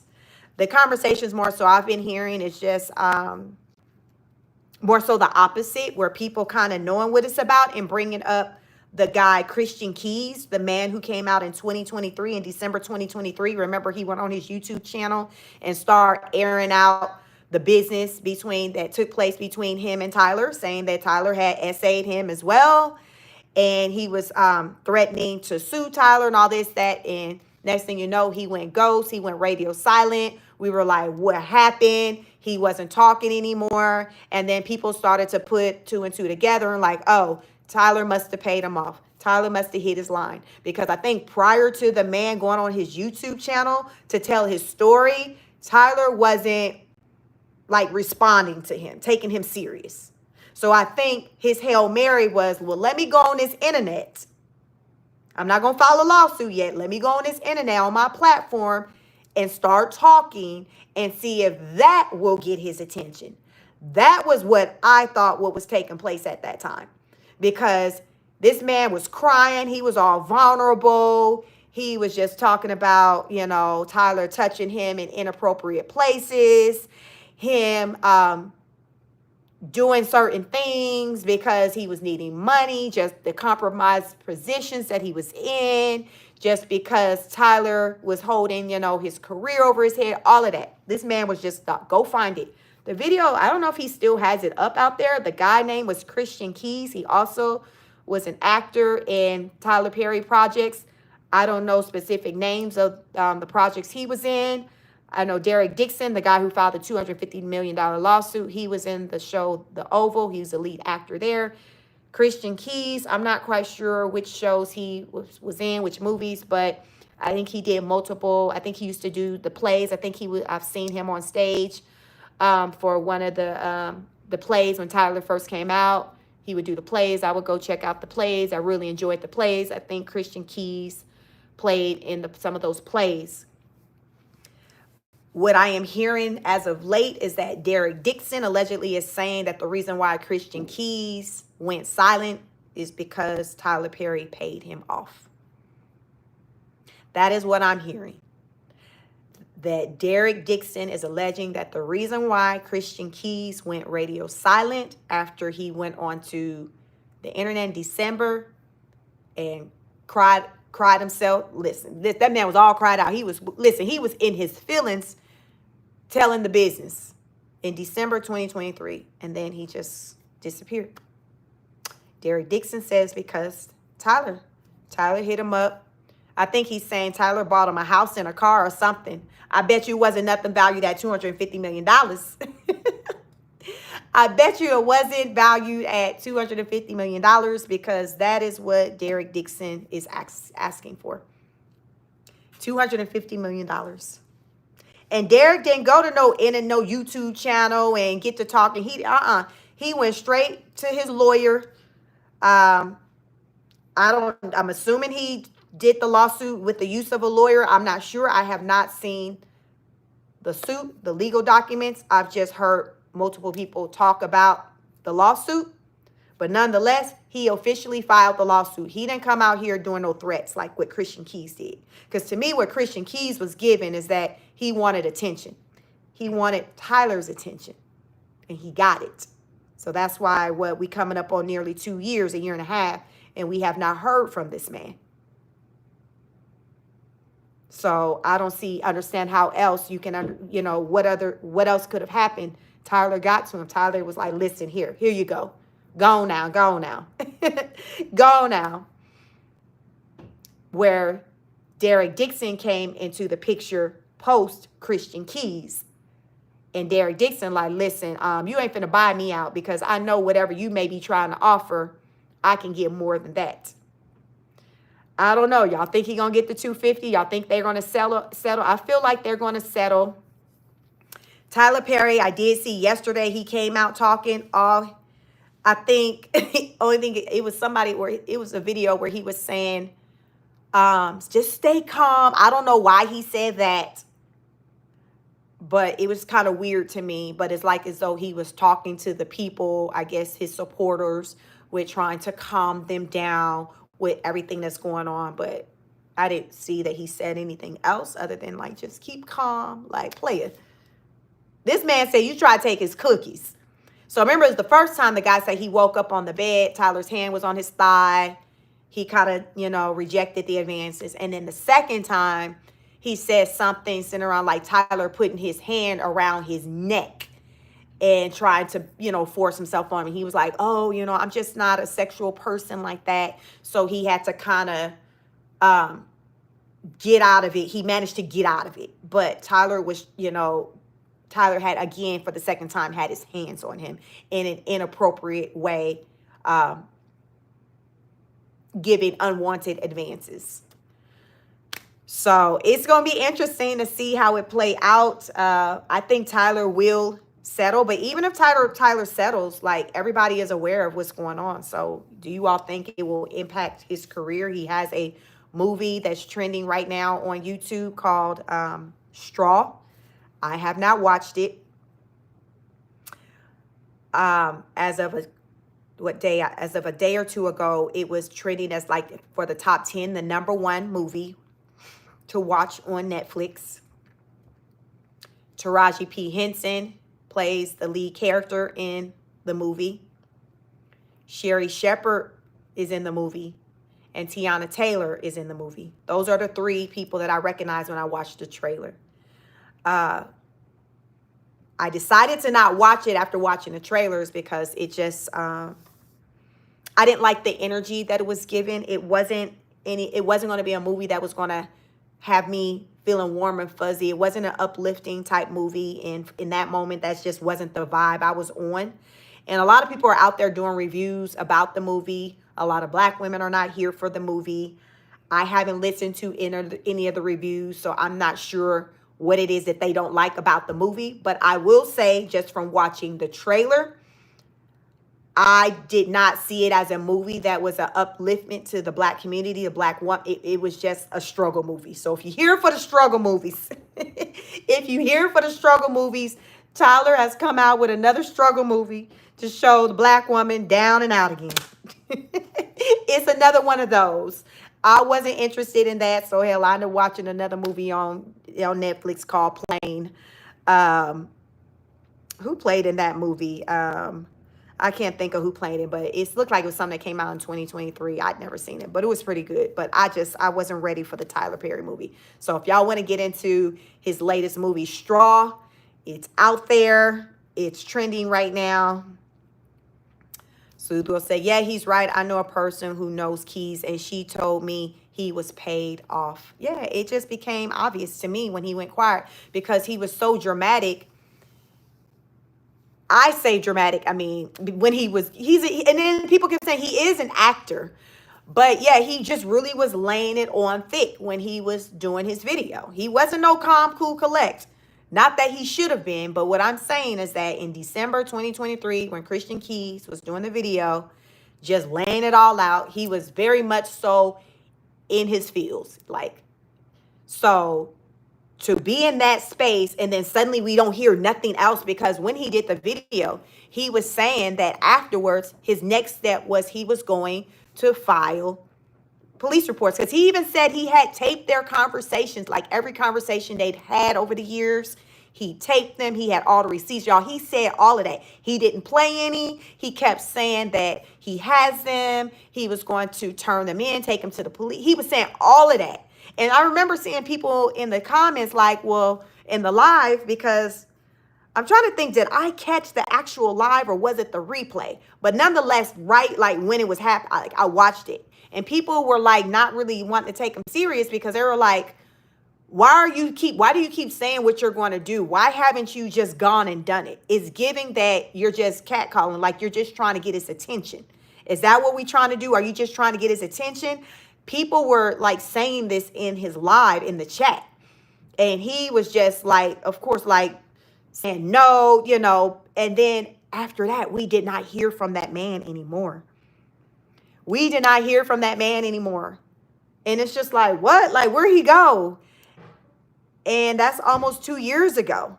So now Derek Dixon is out with his $250 million lawsuit. And a lot of like the stories with how he's saying things are playing out, it lined up with how Christian Keys said things were playing out with him, where consuming a lot of alcohol, waking up, and then he's right there in the room with you, no clothes on, or just boxers, like where you waking up like, what the hell, like because you went to sleep drunk. Christian Keys had a story just like that. He had a story just like that, just like what Derek had. So you see the similarities, but the difference is that one just went on YouTube crying, literally saying what had happened to him. And then the other guy, he didn't. go to the internet. He just filed suit and it hit the internet. You see the difference with how they went about things?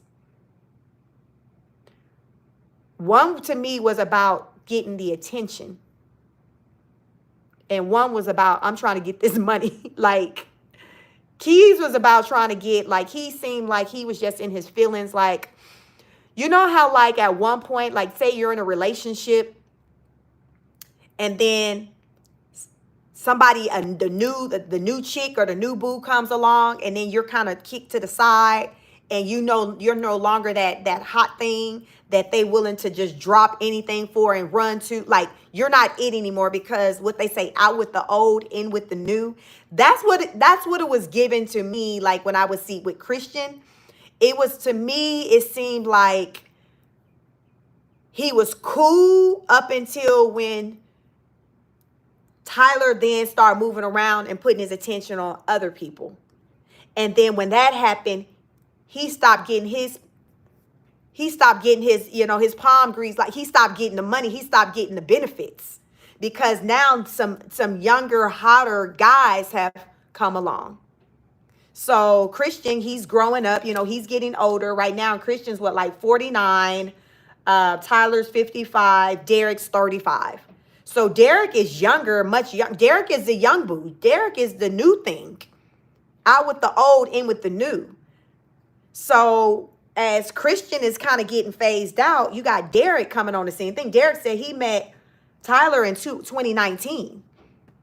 Tyler said something to him like, yo, like, here's my number. Like, I want to see, maybe we can do some work together. They were at some type of event or something.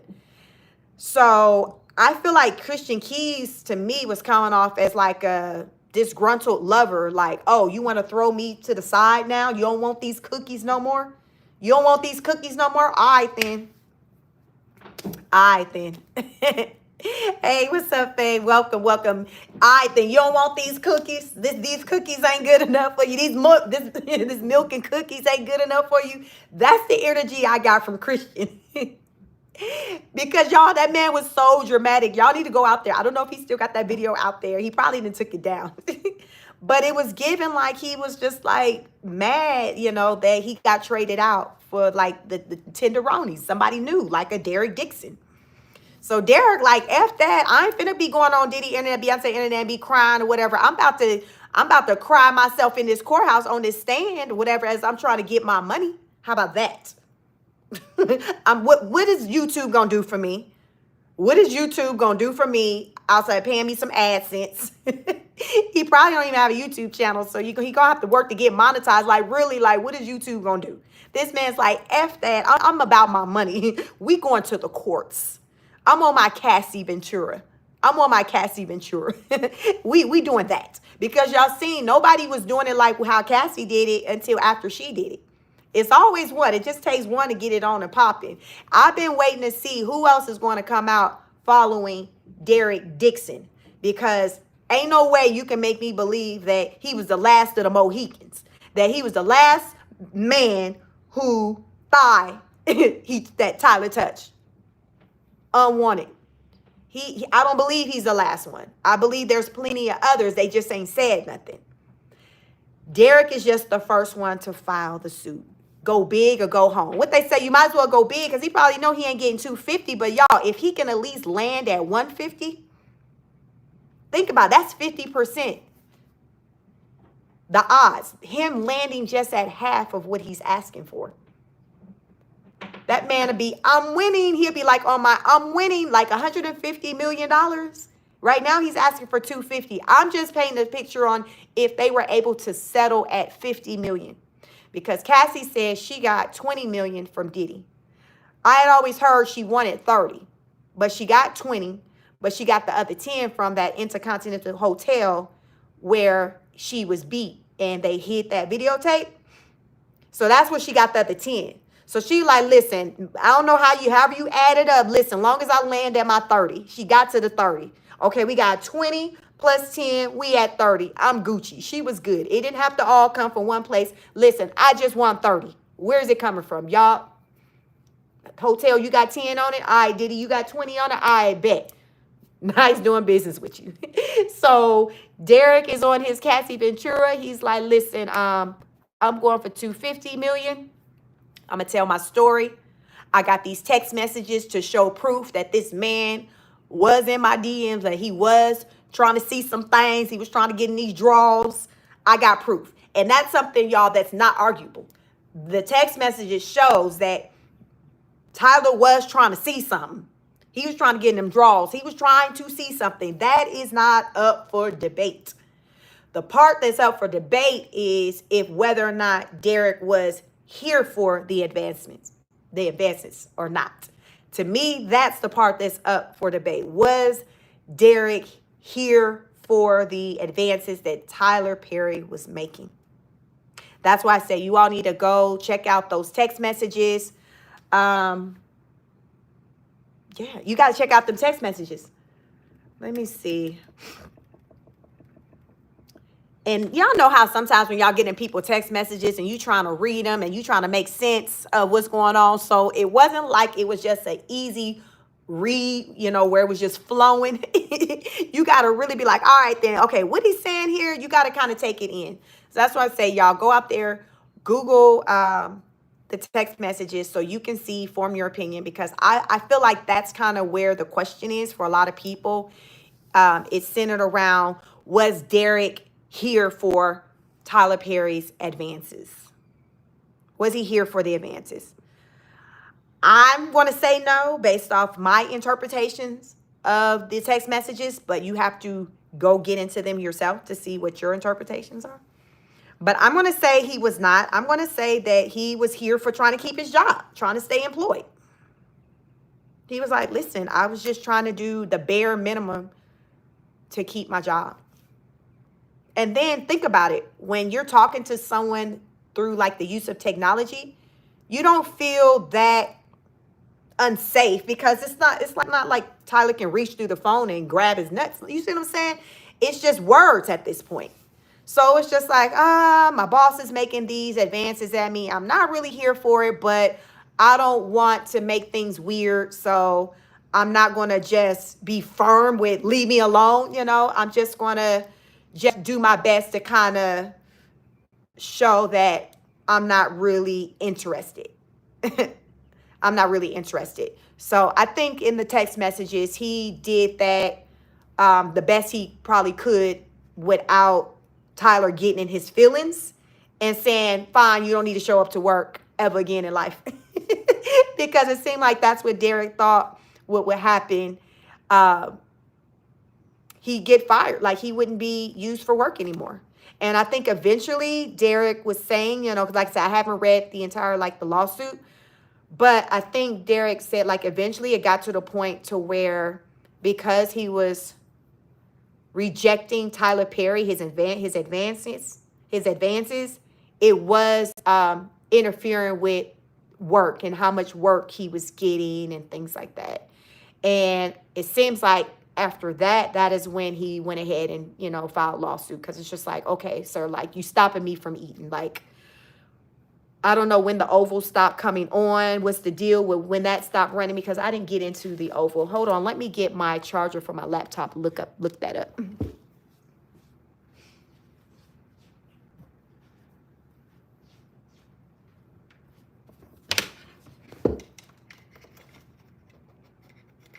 My laptop died. So I want to see, because he was just like, you know, from what I've learned, like he said that Tyler started interrupting like his money, the jobs he was getting. He's like, how am I supposed to eat? Like, what am I supposed to do? This isn't fair. And it's not fair. I don't think that just when you refuse someone's advances, they should have the power to be able to stop you or interrupt your life because you're not trying to go along with whatever it is that they're wanting you to do. I don't think that that's fair. I don't wish that on anyone. And this is what the guy, Derek Dixon, is alleging. He's like, listen, by me denying his advances, like he's blocking me from growing in my career. And this is a young guy. I think right now he's 35. It's a young guy. So he still have a lot of life to live. a lot of more opportunities to work. He's still an attractive guy. So if he wanted to do modeling, acting, whatever, he's still young. He's still in his 30s. But he can't have someone like a Tyler Perry interfering and blocking him. No, he can't. So he like, all right, then, well, if you don't want me to work no more, then I'm going to need $250 million to live off of. How about that? Then I'll be fine with not working again. Just run me 250. Just give me just put 250 on it. Just put 250 on it, and then we good. It's all good in the hood. Just slide me 250 million. Just slide me 250. That's all he asking for. He like, just slide me 250. I'm wanting to see how long it's going to take for Tyler to settle, because what do you think his argument would be in court? Can you all imagine Tyler going to court fighting it? Like, what would his argument be? Because he's going to have to come through and show proof that, let's just say, there was things that did take place between them. He's going to have his own receipts to show that, well, it's not true. It wasn't unwanted. Let me show you this message. I have proof that we went on this trip together. So you all also, this case, if Tyler chooses to take it through court, the confirmation is going to become the confirmation. We will finally get that confirmation that this is how he rose, because he's never gone on record to say that he was a part of the community. He's never gone on record to say that. But if he chooses to take this situation to court and he has to defend himself, to me, I don't see how he can defend himself in a way other than saying we basically had a mutual understanding. Everything was consensual. Like, he would have to be on record, you always saying like, yo, this is how I roll, right? Up till now, Tyler has never been on record of saying that that's how he rolled. He was on Oprah years ago saying that he was essayed as a kid by three family members, two of them being men. But he has never been on record to say that he dates men. He has a son. He's not with his son's mother. She's a beautiful woman from somewhere over in Africa. But a lot of people felt like he just, probably paid her a few dollars to, have a baby for him. But she was around just briefly at some of the red carpet events, and then you just don't see her anymore. And I don't know if they co-parent what that situation is like. But Tyler, like I said, he has never been on record to say that this is how I roll. Not that he has to, but what I'm saying is if this goes to court, it will be on record of him acknowledging something, because I don't think that he would be able to have the argument of saying, no, I was not making advances to him. I think his team, they would have to go the angle of, we had an interest in one another. At one point, me and him, we were talking, we were dating. It got to a point to where things ended, and now we're here. Y'all see what I'm saying? I don't see him being able to take it another way to say, oh no, like, I never was interested in this man. I don't see that. The man has the text messages. Through the phone company and things like that, they can validate all this information to tell if it was real, if it's something made up. Remember, the guy has a picture of Tyler Perry next to a jet ski in water. So in the text messages, it has images of Tyler Perry. Where is this guy? Where is the picture coming from if Tyler did not text him the picture? Tyler is going to have to acknowledge that there was something there. He would have to go the angle of, well, there was something there, but it was consensual, versus going the angle of there was never anything that we had going on. He's not going to be able to do that with the receipts that Derek Dixon has. That's what I'm saying. So that's what I'm like, Tyler, he is probably going to settle out of court. He's going to settle so he won't have to speak to these things. Because if he settled, They don't have to talk about these things. It can just be sealed. And that man go off into the sunset with his check, with his money, and nobody has to talk about it. And it may be something part of the settlement to where the guy can never talk about it. Again, like with Cassie, from what I've learned, Cassie couldn't talk about her settlement with Diddy, but while she was on the stand, it came up, hey, how much did you get? And she said the 20 million. But prior to that, people were speculating 80 million. Nobody knew exactly how much money she got until when she was on the stand and she said it, because I believe part of the settlement was, hey, you can't talk about it. I would think that would be the same thing with Tyler. They'll come in, all right, you say you want 250, all right, Tyler's willing to give you 175. I think that man will take it. I think he'll take it.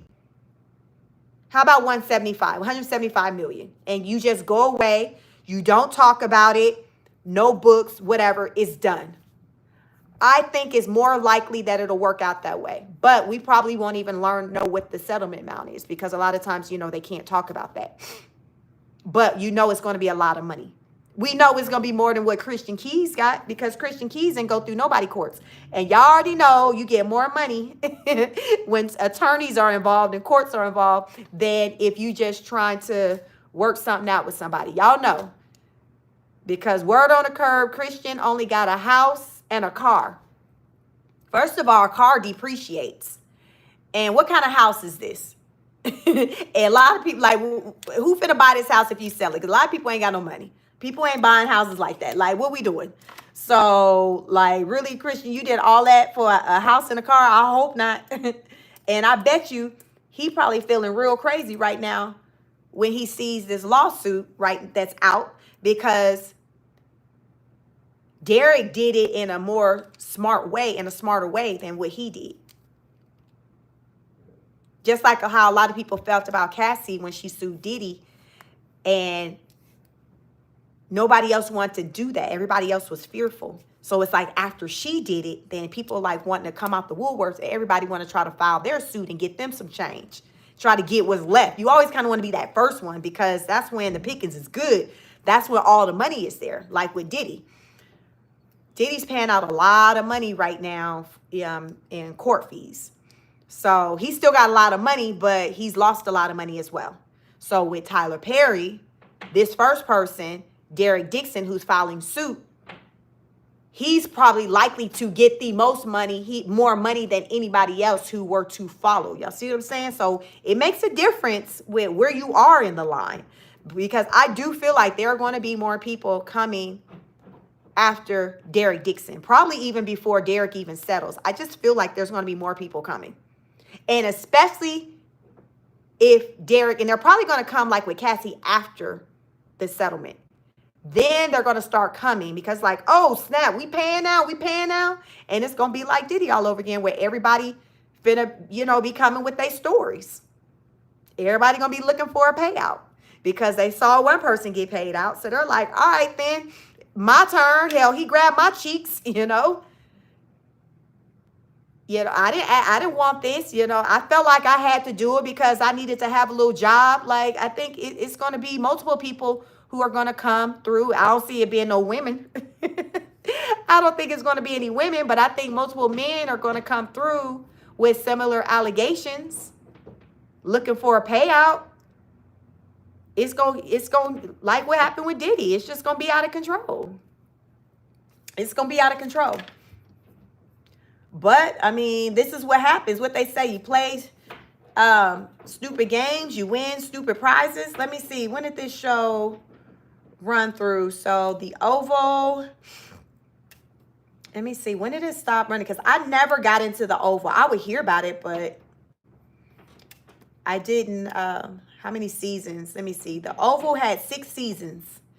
So, it looks like it first came out in 2019, which is when the guy, Derek Dixon, right when he said he met Tyler. Also, the guy used to pitch like ideas and movie ideas and show ideas and things like that to Tyler as well. So he just was not trying to mess up the situation. The guy, he wasn't trying to mess up the situation. So he was trying to do what he needed to do just to kind of, you know, keep the peace until it got to a point to where it's just like, okay, well, I can't do this anymore. I'm struggling to get work. Tyler, he's blocked my career, and it's not fair, and I'm just ready to tell people. So on the internet, it's saying Tyler Perry slams a $260 million. I thought it was $250. This is saying $260 million sexual assault suit by the Oval actor as a scam. This is on Deadline.com. So Tyler, he and his team, they're calling it a scam.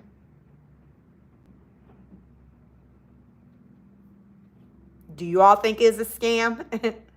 The article says the former longtime regular on Tyler Perry's White House drama, The Oval, is accusing the Madea star of sexual assault, sexual harassment, and retaliation in a $260 million lawsuit, claims that Perry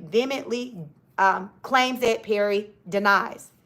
Using his influence, Mr. Perry provided vulnerable men with acting positions, roles, show contract, cars, and money, a lawyer for Derek Dixon says of Perry's MO to their client and others in the 10-claim complaint filed June 13th. Y'all, that was Friday the 13th in Los Angeles Supreme Court. Once the object of his desire was hooked, Tyler Perry would then put them in fear of losing it all unless they engaged in Mr. Perry's perverted desire for sexual gratification. Mr. Perry would easily kill off a character in a show of an actor who failed to indulge in Perry's sexual fantasies. Ain't that something? Invoking the names of Harvey Weinstein's, Bill Cosby, and Sean P. Diddy Combs, Kevin Spacey, Roger Ailes, and many others in the industry. Dixon's actions detail how allegedly on multiple occasions Mr. Perry sexually assaulted Dixon, including one instance where he forcibly pulled off Mr. Dixon's clothes, groping his buttocks, and attempted to force himself on Dixon. Y'all, he done tried to take that man cookies. That man said, listen, that's going to cost you $260 million. Ain't nothing for free. Ain't nothing for free. In response, Perry's representatives called BS on Dixon and his accusations. This is an individual who got close to Tyler Perry for what now appears to be nothing more than setting up a scam. They trying to call this man a scam, said Matthew Boyd, attorney for the mogul and his TPS Production Services, LLC. But Tyler will not be shaken down, and we are confident these fabricated claims of harassment will fail. Child. Such claims of harassment by Dixon are very specific and widespread. At the same time, it should be noted. For instance, at one point, Dixon says Perry promised the actor that he had greenlit the pilot that Perry knew Mr. Dixon had desperately wanted to produce. The Oval vet says that even with a call from one of Perry's lawyers affirming that the pilot was moving ahead, the promise turned out to be empty in a format reminiscent of Blake Lively and Justin Baldoni lawsuit text messages, some more aggressive, suggestive than the others. Pepper, the 46-page filing from LA attorney Jonathan J. Delshad, included is that at least one from October 2020 trip and two others took to the Bahamas where Dixon claims Perry got loaded and assaulted him again. So he's claiming there's been a couple of times. So in October 2020, there was a trip the two of them took with some others to the Bahamas. So I guess he got flued out, and he's saying that Tyler assaulted him for the second time. So remember, the first time is when he said he was at Tyler Perry's house. He had too much to drink. He woke up in like maybe one of the bedrooms, and Tyler's hand was on his thigh.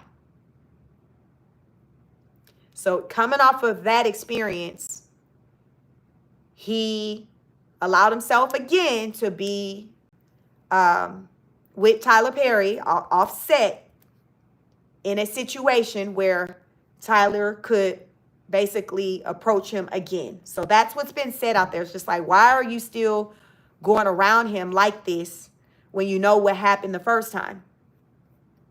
But he did.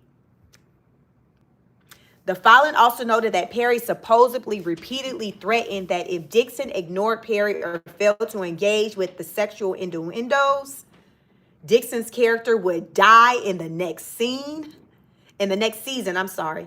It goes on to add, indeed, Dixon's character Dale was shot 4 times in the chest at the end of the first season on the Oval, and Perry always held this over Mr. Dixon's head, implying that Dale would survive if Dixon kept Perry happy. So, the character was killed off. You know, it was 6th season of the Oval. Derek Dixon's character was killed off because allegedly he was not here for Tyler Perry's advances. According to Dixon, after he complained about Perry's alleged misconduct and defendants did not make any investigation into the complaint and did not take any steps to prevent further harassments from occurring, he had to quit his job working on the last season of the Oval. Dixon and his attorney claimed that decision cost him around $400,000 in lost wages. So he said because of, you know, the sexual assaults, the harassments, he had to quit his job. He had to leave the Oval, and he lost $400,000 in wages. Listen, he said, I can't work in these conditions no more. Dixon did not want to be sexually harassed or be placed in danger of a sexual assault again. The filing states as his reason for leaving the show and giving up the money. The Oval debuted on October 23rd, 2019 on BET and saw its 6th season kick off on January 25th this year. A Ruthless spinoff premiered on BET on March 19th, 2020. So I guess the show is still going on. He's just not on there. Yeah, he's not on the Oval. But the show is still going on. And yeah, he's like, he had to walk away from his job because he could no longer work in those conditions, which no one should have to work in any conditions like that where they feel like they're being harassed. Like, I just don't wish that on anyone. It's just not comfortable. It's just, so that's Derek Dixon's story. You know, Tyler Perry is calling lies. Like I said, I feel like if it goes to court, Tyler's going to have to show his receipts or whatever to debunk whatever Derek is saying. But I feel like in the text messages, you all, the way they read, it gives that it was like a one-sided interest. It gives that Tyler was interested in Derek, and Derek was just there. There's no energy, you all, in the text messages where it shows like Derek was like interested at all in Tyler. Like, it was like nothing about the text message exchange that showed that had me to believe that this man liked Tyler like that. I mean, who run around? I ain't never heard nobody run around talking about how they was attracted to Tyler Perry. I'm just saying, like, you know, if people like, oh, I got a crush on this person, I really like this person. Like, I've never heard anyone, regardless of gender, say that they had a thing for Tyler Perry. I know he's been working on his little body lately in the last recent years, working out and stuff like that. But this man was not interested in Tyler Perry. He wasn't interested. Even though Tyler had the money, the man was not interested in him. But Tyler, like, listen, I guess he like, hell, I'm gonna make you love me. I got all the money, so you better get interested. You best to get interested. So that's on that. We definitely gonna continue to follow this because this is a big one. And I'm just waiting for the next person, the next people to come out and throw their name in the mix and say he tried to take my cookies too. Because I don't think that it stopped at Derek Dixon. Christian Keys was the first one to come out talking. I don't think he was the first person that any of those things happened to. He was just the first one to talk. Derek Dixon is the first one to actually file a formal lawsuit. These are just the first to just do what they're doing. I don't think that they're the first with anything pertaining to Tyler Perry's behaviors when it comes to his advances on his employees, because they are his employees, right? This is staff. These are his employees. Like, there's definitely other people. I don't think there's women though, but there's other boys, there's other men's, but it's not women. It's definitely not women. So he's giving P. Diddy vibes right now. And that ain't never good. What you don't want is to be in the same sentence with P. Diddy. That's just not what you want. That ain't what you want. That's not what you want. So we are in the early stages. Like the lawsuit was filed Friday the 13th, June 13th. So we'll see kind of what happens with the lawsuit. But I hope that, if all is true, that this man, Derek Dixon, he gets whatever it is, that he feels he deserves. Because, it was just too much. Like, why we out here just trying to take from people? Like, I'm sure there's people out there who would be more than willing to get their cookies up to Tyler Perry. Now, I don't know what they look like, but I'm sure they'd be willing to get their cookies up to him. And I'm sure they gonna want a little check. They gonna want a little something. But to me, it's given like the ones that he wants. They're just so like, they're just not, maybe like this Derek guy just seemed like no matter how much money Tyler has, he's just like, listen, I'm just not attracted to you. Like some people be like, listen, if you're not attracted to somebody, you just can't bring yourself to do it. That's what it's given with Derek. Like, he was just like, he just couldn't even bring himself to even do any of these things with Tyler that Tyler may have wanted, because he just wasn't like feeling him like that. Like, he just wasn't into him like that. And the money just wasn't enough. Jeanette says, I see many Black people getting attacked about sexual assault. It's Black people, but it's not just Black people. You got some white ones. I named off some names with some white ones in the more recent news, probably within the last months. It's been Black names, but there's other, let me see. I was reading the article, and it talked about, other actors and things who were hit with SA allegations. But I would say yes, in the recent, in the last, 6 months, probably it's been, Black people, Black men. But listen, my thing is, if you're not moving in an inappropriate way, you don't have anything to worry about. Do you all think that these allegations that these Black people are being hit with, do you think that they're false? Do you think they're lies and propaganda? Do you think they're not true? Are they not true? Let me see. Where was the list of names that it mentioned? In this article, it mentioned some other celebrities. Okay. It mentioned, let me see, where are the names? Let me see. Kevin Spacey. Y'all remember Kevin Spacey was hit with some allegation. You see Roger Ailes. I don't think he's a Black guy. Who else it mentioned? So yeah, as of late, more recent Black men. But listen, if you're not out here doing the most, you don't have anything to worry about. This is what happens when you're not living your life on the up and up. When you're not living your life on the up and up, you run the risk of somebody one day saying, listen, I've had enough, right? And that's what's happening. So how do you get mad? Do we want to deflect and just focus on, okay, the fact that these people are making these allegations? Or do we want to focus on the actual allegations that are being made and the probability of it being true? Like, really think about it. What's more important? Oh, they're just, oh my God, all our black men, the big names, they're getting taken down. They're messing up the legacy. It's not a good look for the culture.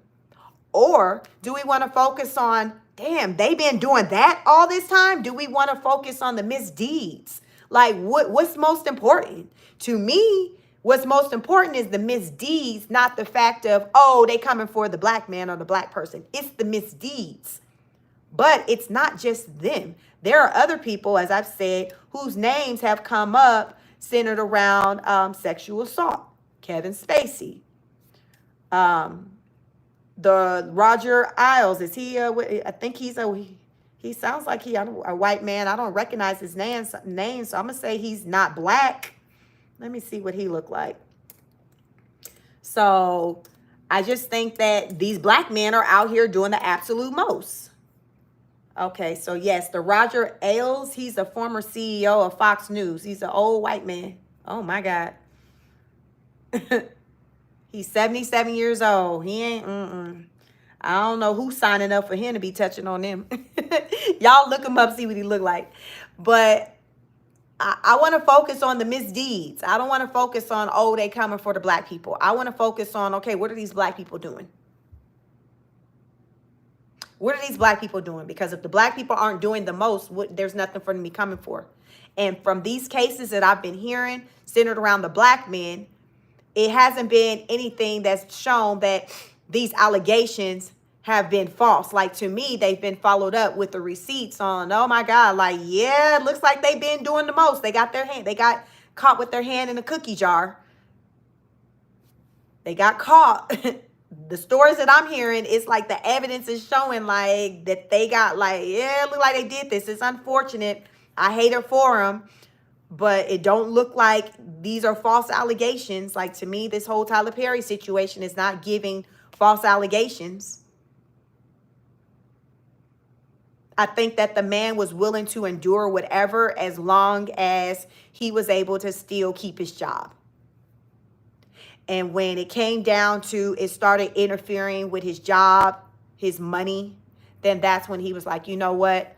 I'm going to go ahead and hit him with this lawsuit because I did it long enough. I really didn't like all this that was going on, these advances. But I did it because I needed a paycheck. Like Christian Keys was saying. Christian Keys was the same thing.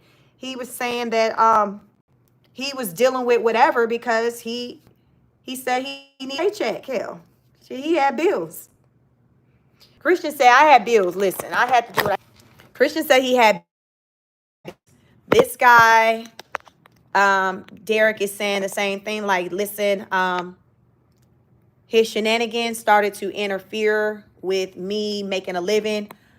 I could no longer take what was going on, what he was doing. So I had to walk away from a $400,000. Basically, he said walking away from the Oval, because looks like the Oval is still going on. That show is still going on. He said he had to walk away from his job because it was so uncomfortable for him in that work environment. And then they got killed off or did something with the character to where I don't even know what he was left doing on the Oval if they killed off the character, because they had him get shot about 4 times or something like that. So I don't know what was left for him to do for the show if his character was killed off. Like, what we doing? So he said he ended up just leaving, and that was like equivalent of about $400,000 that he walked away from when he had to walk away from his job. And then I would imagine, I guess after he did that, he struggled with getting work anywhere else. So he went ahead and filed the lawsuit. Tyler's going to have to change how he moving right now, because if we got 2 people in recent years that have similar stories, come on now. At what point do we acknowledge that, okay, there got to be some truth somewhere, even if, okay, everybody not telling the truth, we have to acknowledge that he's fraternizing with the work, with the help.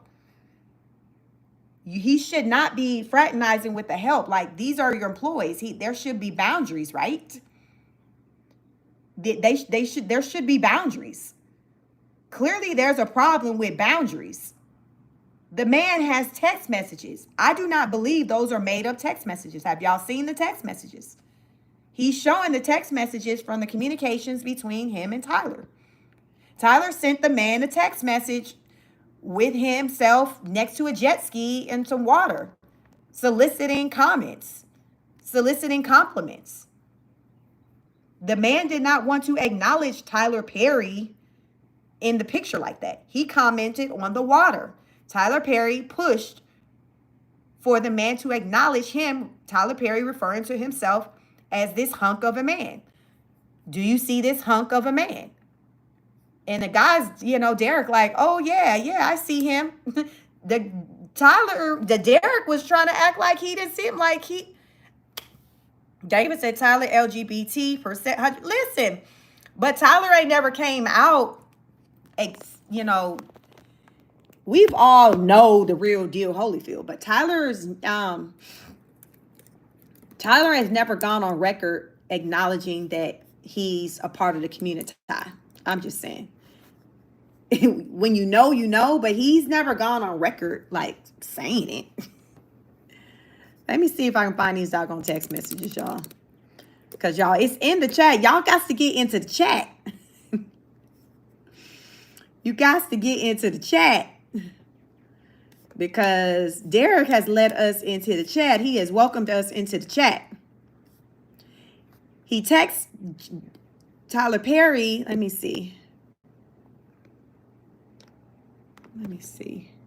Y'all see this? This the chat. The Shade Room got the chat. Y'all see that picture? That's Tyler Perry. Tyler Perry. Derek responds. He texts Derek Dixon, the guy who's filed suit. He texts him this picture. Derek responded, nice picture. Yeah, the water looks calm.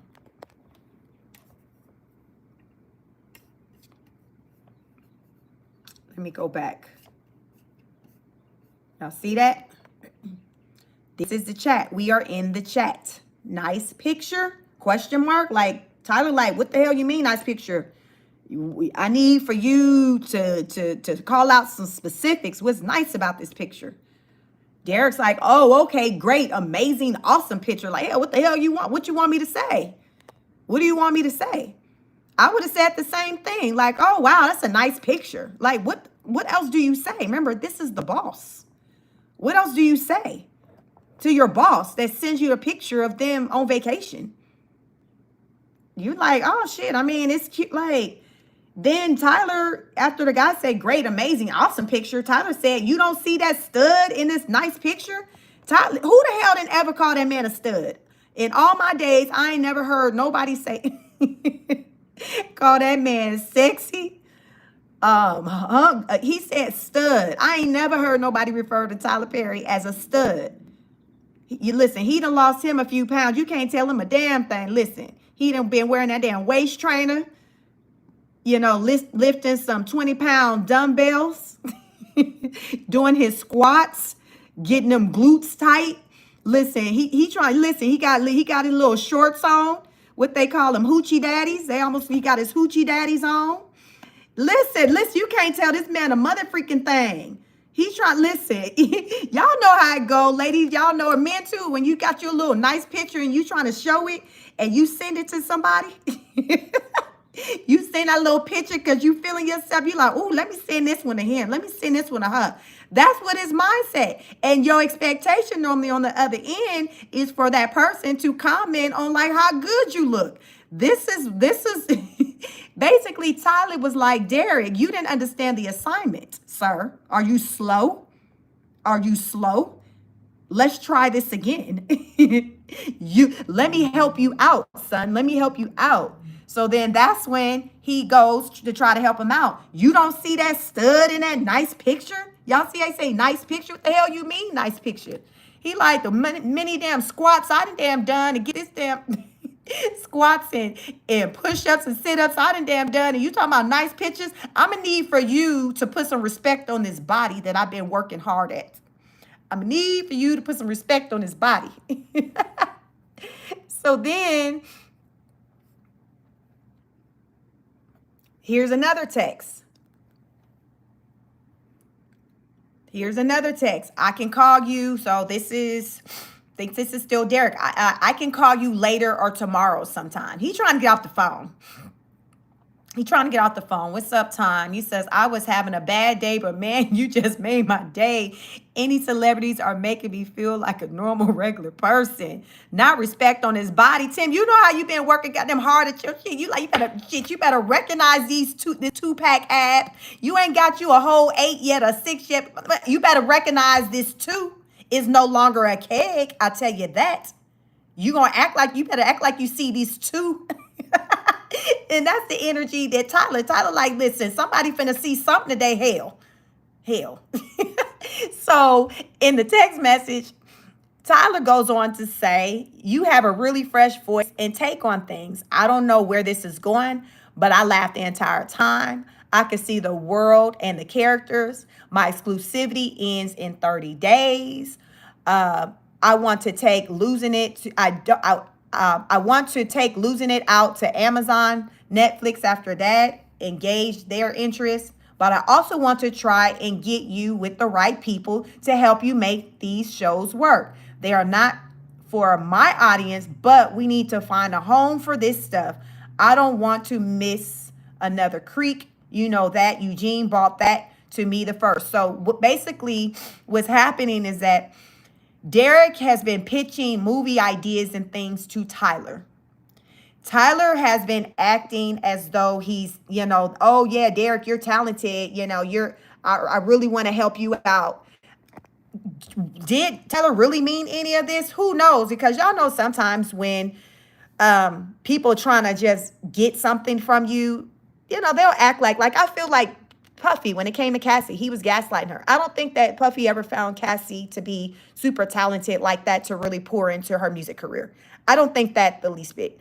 I think he gaslit her. He just strung her along, had her believe that one day she was going to be this big ultra superstar, signed her to this crazy contract where she was committed to doing 10 albums when to date she'd only done 1. And it was just a setup to keep her near. So I feel like it's a possibility that with Tyler, these ideas and things that Derek was bringing to him, Tyler was just making him feel like, oh, he was going to possibly do something with him or help him out just to kind of keep him near. You know what I'm saying? Like, oh, okay, let me just kind of, I really don't even like this stuff that he's sending me, but I ain't going to tell him that. I'm going to act like, it's not a place over here for my audience, but I'm sure for somebody else's audience, it'll probably work. Did Tyler really mean that or not? I don't know. But to me, this whole situation has given that Tyler has just been about just being an opportunist, just getting what he wanted out of the situation, taking advantage, being a creep, just being a creep. What else is this? So here are some more text messages. The top one says, but I swear to you, I know this fix-ish.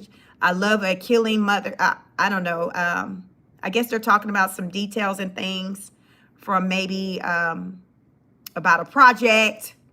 You could be sipping Mai Tais, counting coconuts right now.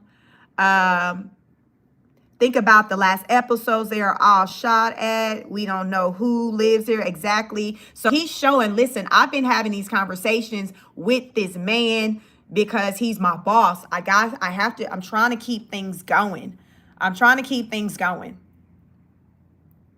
Right? We just had a heaping dose of it and now it's back to nothing. It's really weird. So I think the blue is Derek.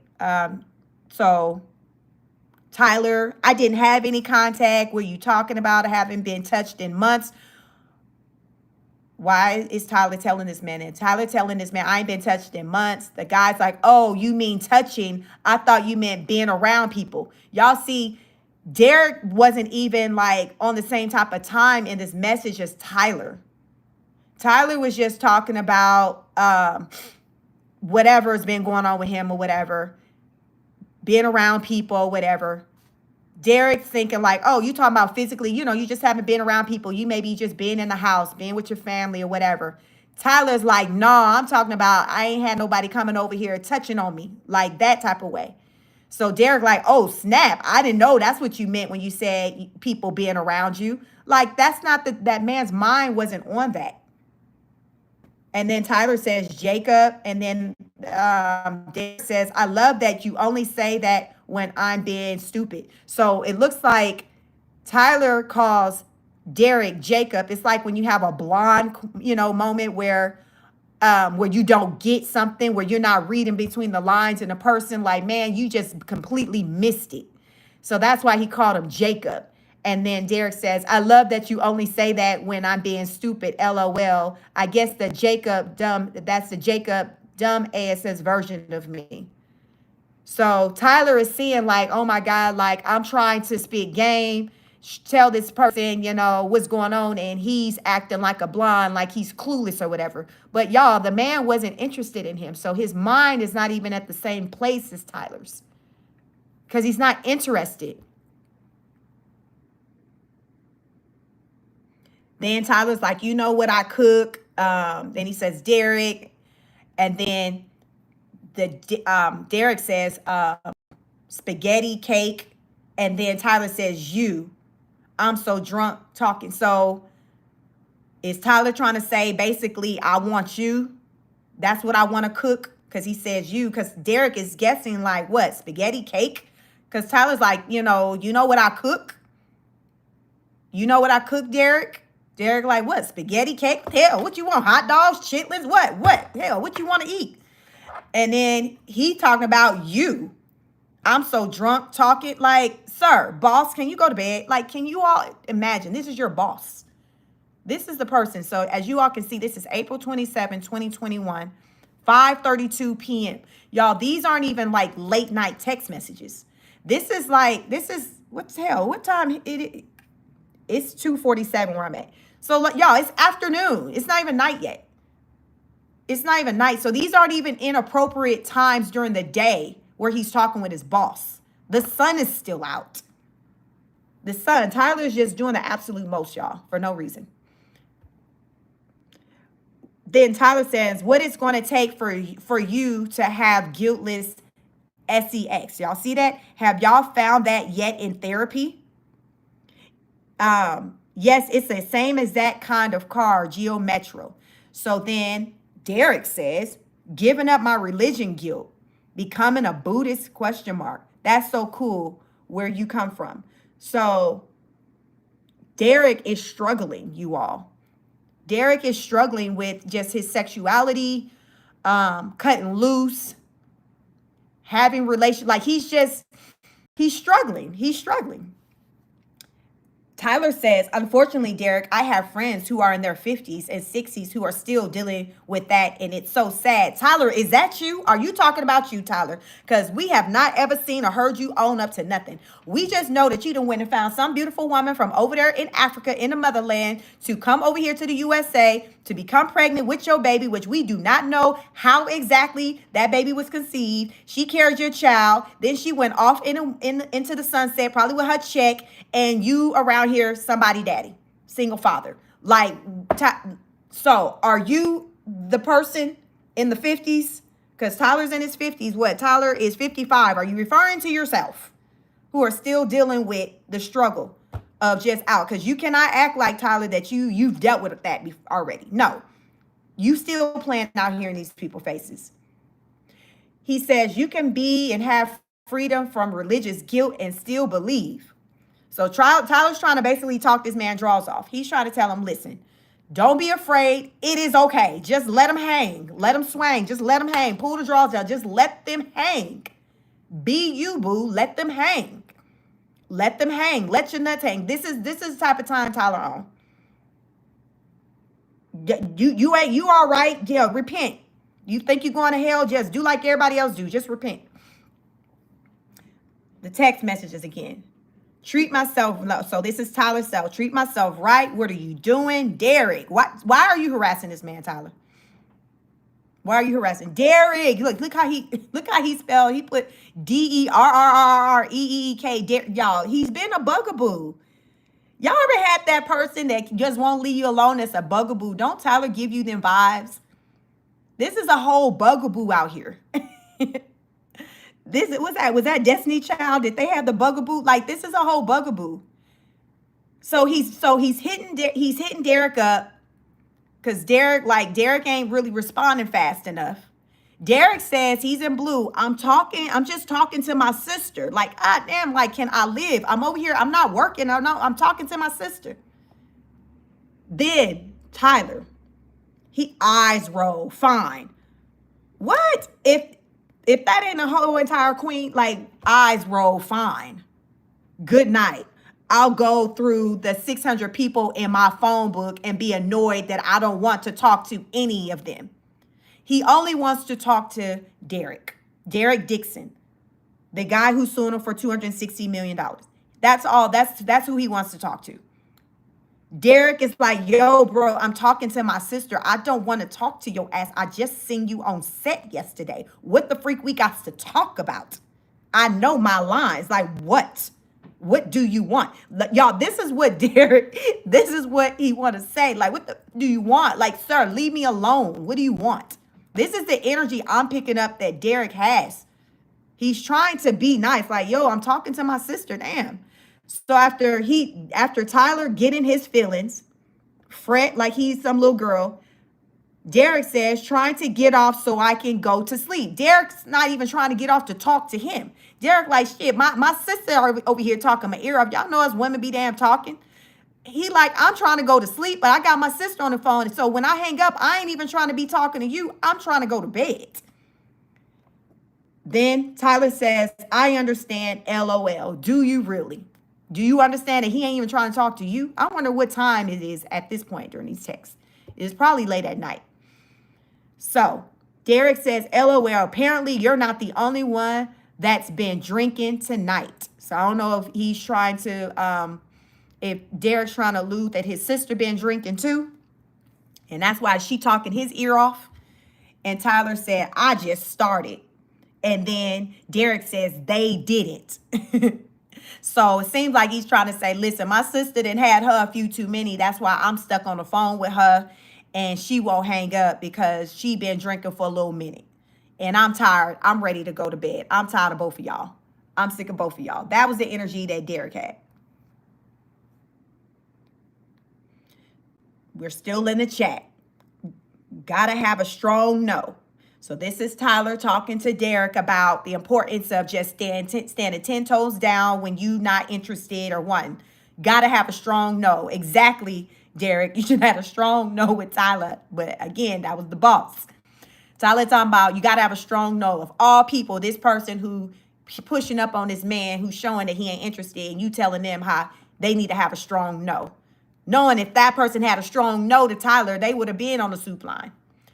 Derek then goes on to say, yes, it's strong. My mom literally thinks I'm going to sell my soul to the Illuminati. She heard Kanye say that it's real. Mama tapped in. Tyler goes on to say, I don't think that, but I do think that you have to be able to say no and mean it and make it clear. Exactly. Exactly, Tyler. Exactly. That's what Derek should have been doing when it came to his MS. But Derek like, listen, I need a job, time's hard, and listen, I got to deal with this mess. Tyler then goes on and says, I only say yes if it gets me an Oscar. Just joking. I hear you. And then Tyler says, well, the only one who could have gotten that for you through SEX is in prison. So just stick to the no. So who is he referring to? Harvey Weinstein? Who is he referring to when he says that, y'all? Y'all see that? Who is he referring to when he says, well, the only one who could have gotten that for you through SEX is in prison, so just stick to the no. Y'all like the video? We are in the chat. We are in the chat. We all up in the business. I talked about these shots. That's fine. We about to go see something. We about to go see something. This is Tyler. Y'all see Tyler Perry's name up there. Tyler is in black. I will hope that you will let someone hold you and make love to you. You are missing the best years of your life, my friend. Trust me, I hope you get past that block in your mind soon. For who? You? For who? What? For who? Derek says, well, it's not this person, but yes, I want that too. I'm working on it. Therapy is helping. So again, you all, in these conversations, I'm not feeling like Derek is super uncomfortable, but I feel like Derek, he does his best to try to make it known that, hey, I'm not interested in you, but I'm cool. We can talk, but I'm just not interested in you. You know what I'm saying? Like, I don't want to just say we can't talk at all. I'm just saying I don't want it to be like that. I just want us to be friends. That's kind of what I get out of these text messages. Him just trying to just be cool and cordial, be friends. Remember, this is the boss. Tyler, this is Tyler up here. Listen to me. If you let the cast know that you and I have a new friendship, then you are opening yourself up to a lot of questions and foolishness. You want them to know that you are there because you're talent and not because we have a friendship or because Tony got me to give you a job. You earned your spot like everyone else. Don't give people an opportunity to play you small, or they will. I can't teach you everything. Unfortunately, there are some things you'll have to learn for yourself. Because when we go back to work, I'm not going to know you. I don't have any friends that work for me. My friend, professionalism is key. Derek goes on to say, you're totally right. And then Tyler says, I hope you got it, my friend. Derek then says, that makes total sense. Tyler says, just watch the behavior of everyone around me on set. And then Derek says, yeah, I will. Don't want to give anyone that opportunity because work is work. So Tyler is basically telling him, listen, we got to keep this between us. He's using it to say, okay, I don't want you to let it be known to other people that we talk because just for your protection. I don't want them to discount you and your acting abilities and all of that and say you're only here for this reason, that reason. I think it was really, really centered around Tyler just not wanting people to know what type of time he was on, because guess what? It's very likely that he could have been on that type of time with some other people on set. You see what I'm saying? Because as I've said multiple times on this live, I do not believe that Derek Dixon and Christian Keys are the only men who has experienced inappropriate treatment from Tyler Perry. So if people on set get to talking about their experiences, guess what? It runs the chance of other people saying, oh, snap, he did that to you too. You know what I'm saying? The whole Me Too. Because only how you know there's other people who are in a situation as you got to start talking and sharing what happened to you, right? So it's either you're talking and sharing what's going on with you, or you're overhearing somebody else talking and sharing what's going on with them. So if he has this model of telling everybody, listen, don't come to work, act like you don't know me, because they just gonna get jealous. They just gonna think you there out of favoritism. But to me, I feel like even though it made sense, I don't think that's what it was rooted in. I think his message was rooted in him not wanting other people to learn that, damn, it's not just me. There's other people who are having these same type of experiences with Tyler. He didn't want that.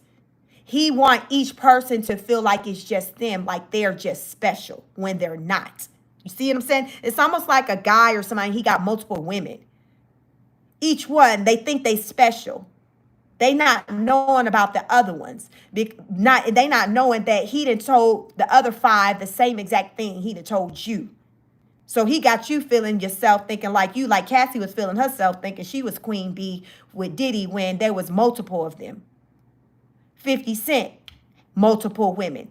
Everybody thinking they special, and then they can pop off and talk slick to the next person because they the special one, will and all. Everybody being gaslit, everybody being used and abused, everybody being lied to. That is what, to me, this Tyler Perry situation is giving. Somebody throwing their money around. Tyler goes on and says, they are stupid to think that, so stupid. I'm going to have to come to Jesus moment with them. I think I'm going to shoot them all. I'm going to shoot them all, get shot. Derek says, that'll do. They'll be like, wait. And then Tyler says, I may need to shoot the shoot out early. And then Derek says, like Tuesday. And then Derek says, or maybe, okay, that Beyonce song on the loudspeaker for everyone. And then Tyler says, I was just about to text you this. So they're having like a moment like in this chat. Like I said, I feel like with Derek, he's just like, this is his boss. He's trying to stay, keep things cool with Tyler because Tyler is the man in charge. He's trying to keep things cool with him, but still keep boundaries to where it doesn't become sexual. But he just like, yo, I can tell you attracted me, but fine. Many of people have been attracted to me. That doesn't mean that we can't keep it platonic. How many of us have had people express they're attracted to us, but though we're still able to keep things platonic, even though we know that person is attracted to us? You do not have to always act on an attraction you have on someone. So I feel like with Derek, he felt like in these texts, he felt like they were able to just keep it at that. Tyler's attracted to me. Okay, well, Tyler's my boss. I think he's cool. So we're just going to leave it at that. It's just going to be that unspoken truth. We're just not going to talk about it. We're just not going to talk about it. So this is a picture of Derek. This is what Derek looks like. Tyler Perry sued by the Oval actor Derek Dixon for $260 million over workplace sexual harassment and sexual assault allegations. Perry's attorney calls it a scam. This is where we're at with this. This is where we're at. So right now, they're calling it a scam, which means, I guess, that they're willing to fight it out in court. But I don't know. I don't think that Tyler's going to win. I think it's going to come to a point where it'll be settled. I don't know how long Tyler will be willing to try to fight it out, duke it out in court. Because unlike with Cassie's situation, from what I've learned, like with Cassie, back in 2023, I think that's when she hit him with that lawsuit, November 2023. She went to Puffy first and was asking for whatever, saying, hey, I'm going to do a book, whatever. And he wasn't trying to oblige. He was like, whatever. He was just dismissing her request, whatever. She then came out and filed the lawsuit before it hit the internet. With this situation, Derek, I have not read yet or come to learn if he approached Tyler first with, hey, I want you to pay me this or else, if there was anything like that. Because to me, it seems like Tyler didn't see it coming. To me, it seems like Derek just went and filed the lawsuit. He didn't do what Cassie did with trying to work out a deal with Tyler. He just went straight to the lawsuit. But I don't know. But as of right now, it's out there. So now that it's out there, because Diddy, if he would have settled, if Diddy would have settled with Cassie, it would have likely, it wouldn't have hit the internet. It wouldn't have happened the way it did. And I don't think everything that happened, I don't think Diddy would be in the situation he's in right now if he would have settled with Cassie the first time. Because what happened with Cassie, I think when she filed that lawsuit, it then brought attention to him, and then the feds and people started looking at him. And then that's when all these investigations started taking place. But had he settled before it hit the media, the internet, nobody would have really known about it like that. It would have been classified as what I call underground news. And he would have went on about his life. So I'm sure he regrets that he did not settle when she came at him the first time. I don't know how much money she was asking for. I was hearing about a number of 80 million. But how do any of us really truly know what that number was? Unless she, came out saying it. So now with Tyler Perry, the cat is out the bag, out the hat. So what does he have to lose now? Like, it's already out there. So whether he's going to court or he chooses to settle, the story is out there, which means that people are side-eyeing Tyler Perry. They're putting his name in the same sentence as Diddy or what's that pastor? We'll just say Diddy right now. They're putting him in the same category as Diddy. It's out. So even if he settled, it's like, do you look at him still the same? Like, we just went through the text messages. Coming off of that, do you still look at him the same way? Dr. J, you said 260 million, huge lawsuit, very huge. Y'all double tap the screen, like the video. It's a big lawsuit. It's a big lawsuit. My prediction is that they will settle. Right now, there is no criminal charges filed against him. It's just all civil. Let's see what Tyler Perry is worth. What is Tyler Perry's net worth? Because I think, that the amount of money he's asking for, I don't think it's going to really hurt Tyler Perry really like that. But I'm curious to know what Tyler's net worth is. Let's see. Tyler Perry is worth $1.4 billion.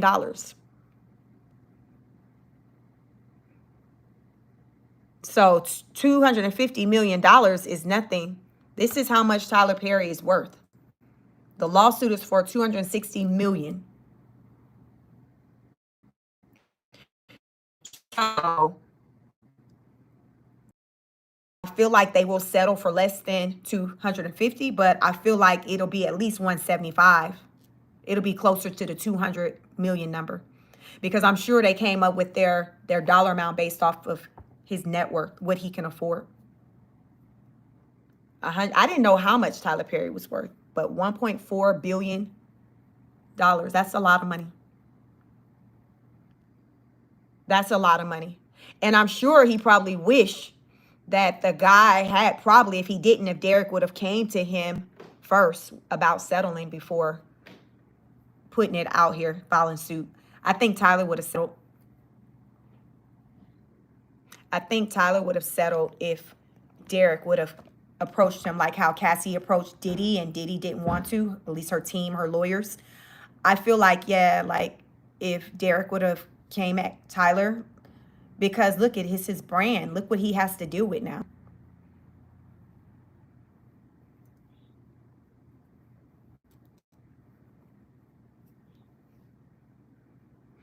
Antoinette said, girl, please, ain't nobody believing this crap. Tyler said he wasn't going to give him a dime. I read the emails, absolutely nothing. Tyler said he wasn't settling. Listen, we gonna see. We gonna see. We gonna see. Because the text messages are out there. Have Tyler debunked refuted the text messages? Because the text messages are out there. That's evident that Tyler did like this guy. It's very evident in the text messages that he had a liking to this guy. So we are going to see. We'll see, and we'll see if it'll be settled, before the summer is out. But yeah, I don't think it's nothing. I don't think it's nothing. I think that it's going to be another situation where it's going to be a settlement, just like with Christian Keys. Remember the guy who came out in December 2023, and he came out talking. Antoinette, did you remember? Did you get into that when Christian Keys came out talking in December 2023? Christian Keys got on the internet and talked about the sexual assault at the hands of Tyler Perry onto him.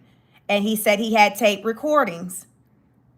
And then suddenly he just went radio silence. Suddenly he went radio silent. And then it was said that the reason why he went quiet is because he settled. Tyler Perry settled, which makes sense. This man was on the internet crying in tears, and then suddenly he went silent. Why did he suddenly go silent? Because that was logically because of a settlement. That's what many people believe. I believe with Derek Dixon, I don't think it's just going to be something that's going to be thrown out. I think Derek's going to be able to come with his receipts to warrant some type of payout. That's just what I think. We're all entitled to our opinions, regardless of how I feel about Tyler as a person. I don't know the man. I just know him as, he's Tyler Perry. But I'm just going off of what's been put out there, the allegations, the receipts, and this first time that someone has accused him of such things. It's not the first time. It's not the first time. Just like we're seeing with P. Diddy. It's multiple times. People have accused him of the same egregious acts. Like, it's not the first time. What they say, where there's smoke, there's fire. Antoinette said, read the emails? No, I have not read any emails. I've only read text messages. I've only read the text messages.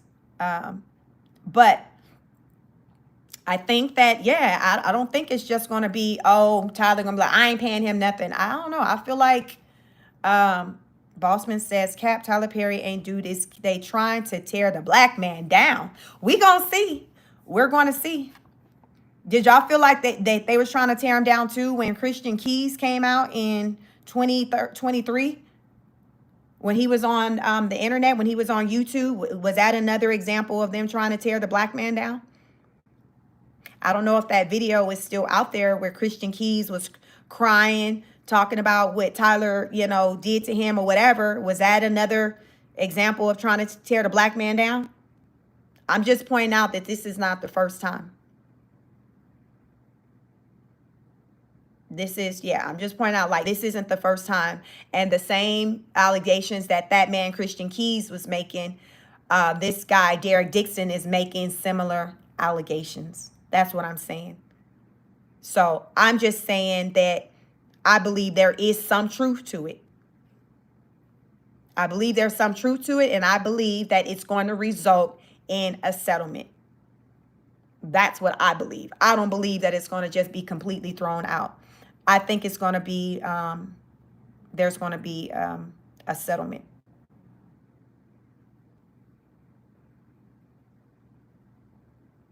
Okay, Antoinette, you said, I'm sorry, that's what you meant. Okay, you talking about the text messages. That's what I meant. I read the text messages. They were about writing and work. The text messages proved nothing. The text messages, to me, what I got, because to me, the text messages can be up for interpretation. So you know how five people can read the same message and have a different interpretation of it, 5 different ways. When I read the text messages, my interpretations was Tyler liked this guy. He was attracted to the guy. The guy, he was not really interested, but it wasn't like as though he felt like Tyler is just doing too much and I'm uncomfortable and I don't want to talk to him anymore. I don't believe it was that way at all. I believe it was just a conversation. It was an interaction between 2 people where one person obviously liked the other person and the other person obviously wasn't really interested in them like that, but they were still good with wanting to keep the relationship going, just to be cordial. Because remember, this is his boss. So I don't feel like there was anything in the text messages that showed like the harassment, like that part. But I'm just saying those text messages coupled with the allegations that this man is saying that took place with the physical part, I think that them going together, I think that can create a strong case for him. Because the text messages clearly show that Tyler was trying to see something. Tyler was trying to get that man cookies. Tyler was trying to see something. It was evident to me that Tyler was trying to see something. He was trying to see something. Not all the text messages was about work and writing. I don't know when you joined this live. When I was going through the text messages, all the text messages wasn't about work. No, not all of them. Some of them, but not all of them. Let's go back to the front, the first text. Because this text right here, this ain't got nothing to do with work. Tyler texts this man this picture of himself. The man said, that's a nice picture. That water, look, the water looks calm. Tyler like nice pictures. What the hell? You don't see nothing else in this damn picture? Don't act like you don't damn see me the way I damn been squatting and damn doing push-ups and sit-ups. This wasn't about no writing. You don't see that stud in the picture? Okay, what part of that has to do with writing? That was about writing. What part of the Oval was this? Because I don't watch the show The Oval. What part of the damn Oval was this? What season? Because they said it's about 6 of them. What season was that? This right here. You don't see that stud. Nice picture. In that nice picture, that ain't about writing. So we can say some of the text messages was about writing, but what we're not going to do is say all of it was about writing. All of it was not about writing. All of it. Some of it was about writing, just not all of it. There was times when it was about writing. This was not about writing. This man sent this man a picture of himself fishing for a compliment. The man's immediate initial response wasn't a compliment to him. He complimented just the picture in general, the water. Tyler came back pushing for more. Nice picture, question mark, question mark. Like, he like, damn, you don't see nothing else in this picture? The guy like, all right, well, I guess great, amazing picture. The guy still only wants to just keep the high level. We just talking about the picture. Tyler come out, you don't see that stud in this nice picture? So what show, what season of the Oval, what was we talking about? What season were we talking about on this part right here? I'm just saying some of it was about work, but it wasn't all about work. That is what I'm saying. So the parts that wasn't about work, which there was a good bit of it, the parts that wasn't about work, coupled with this man's allegations of Tyler pushing up on him physically in person, I'm just saying it's not a good look, and it makes for him to have a strong case. So with that being said, I predict there will be a settlement, and it ain't gonna be no, okay, it getting thrown out. That's just me. I don't feel like it's gonna be thrown out. No, no. This right here, this isn't work. This isn't a work communication. No matter how you slice it and dice it, this is not work. This is pleasure. This is personal. The man did not want to take the conversation there. How did this man get this picture? Tyler sent him the picture. You know how you, lady, you take your little cute picture, you send it to your man, your boo, whoever. You got you a nice little sexy picture. You looking for them to comment and say something nice like, oh, shit, you look good, baby. This is what Tyler was looking for. That's not the response he initially got. He didn't initially get that response from Derek. He fished for the response. He kept pushing until finally the man had to say, oh, yeah, I do see the stud. Like, who the hell running around calling damn Tyler Perry a stud? That ain't stud Tyler Perry. I don't know nobody who putting him in that same category as that. I'm just saying. I'm just calling the thing a thing. I don't know nobody who run around goddamn calling Tyler Perry a stud unless they backed into a corner like this man to have to refer to him as one. Ain't nobody calling that man a stud. Stop it. Stop it. So yes, Tyler, yeah, he got caught with his hands in a cookie jar. This isn't all work. So you got to try something else. There was a lot in the text. I am back.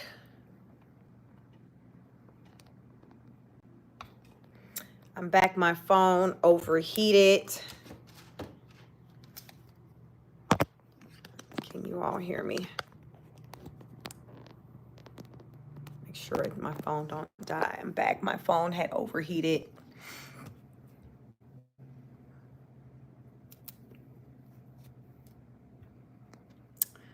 Christina, you said, I wish that Tyler would just accept the person he is and open up about his sexuality. He would be set free from the bondage of self and go on and continue making great movies. He has a huge fan base. I agree. I will continue to be here. I agree. And that's what it's right now, Tyler is just getting caught up and not in the impact or the effects of the He's not living in his truth. So because he's not living in his truth, he's getting caught up. And I think if he lived in his truth, he wouldn't be getting caught up like this. His secrets are coming out, and it's just, I just think that things would be better for him if he wasn't in the closet the way he's been, if he just be like, yo, this is who I am. I personally don't feel like it would impact his following, because I think most people, 90% of the people know anyway. It's just that unspoken truth. Like when you know, you know. So people already know, even though he hasn't come out and said anything. And that's the same struggles we seen in the text message with Derek, as he's saying that's the struggle he's dealing with. And Tyler's telling him about living with your truth, not caring, this, that, and the third. But Tyler, you're not even doing that. Like, you haven't come out and owned whatever and said, hey, I'm Tyler. I'm homosexual. This is who I am. Like, you haven't come out and done that. But this is what he was telling this man in the text message. Like, this is what he was encouraging for him to do, which I agree. I mean, it was good advice. But Tyler, you're not even living by that. You're not even living by that. You're not living by that. You're just trying to tell these men to do something that you damn ain't even damn doing. Like, what are we doing? So no, if I was a betting woman, yes, my bet would be that there's going to be some type of settlement. There's going to be some type of settlement, and it's going to be close to 200 million. The man is worth 1.4 billion. I believe there's going to be a settlement, because he's going to want to try to make this go away. He's going to want to try to make it go away. So I'm sure he wished that the man had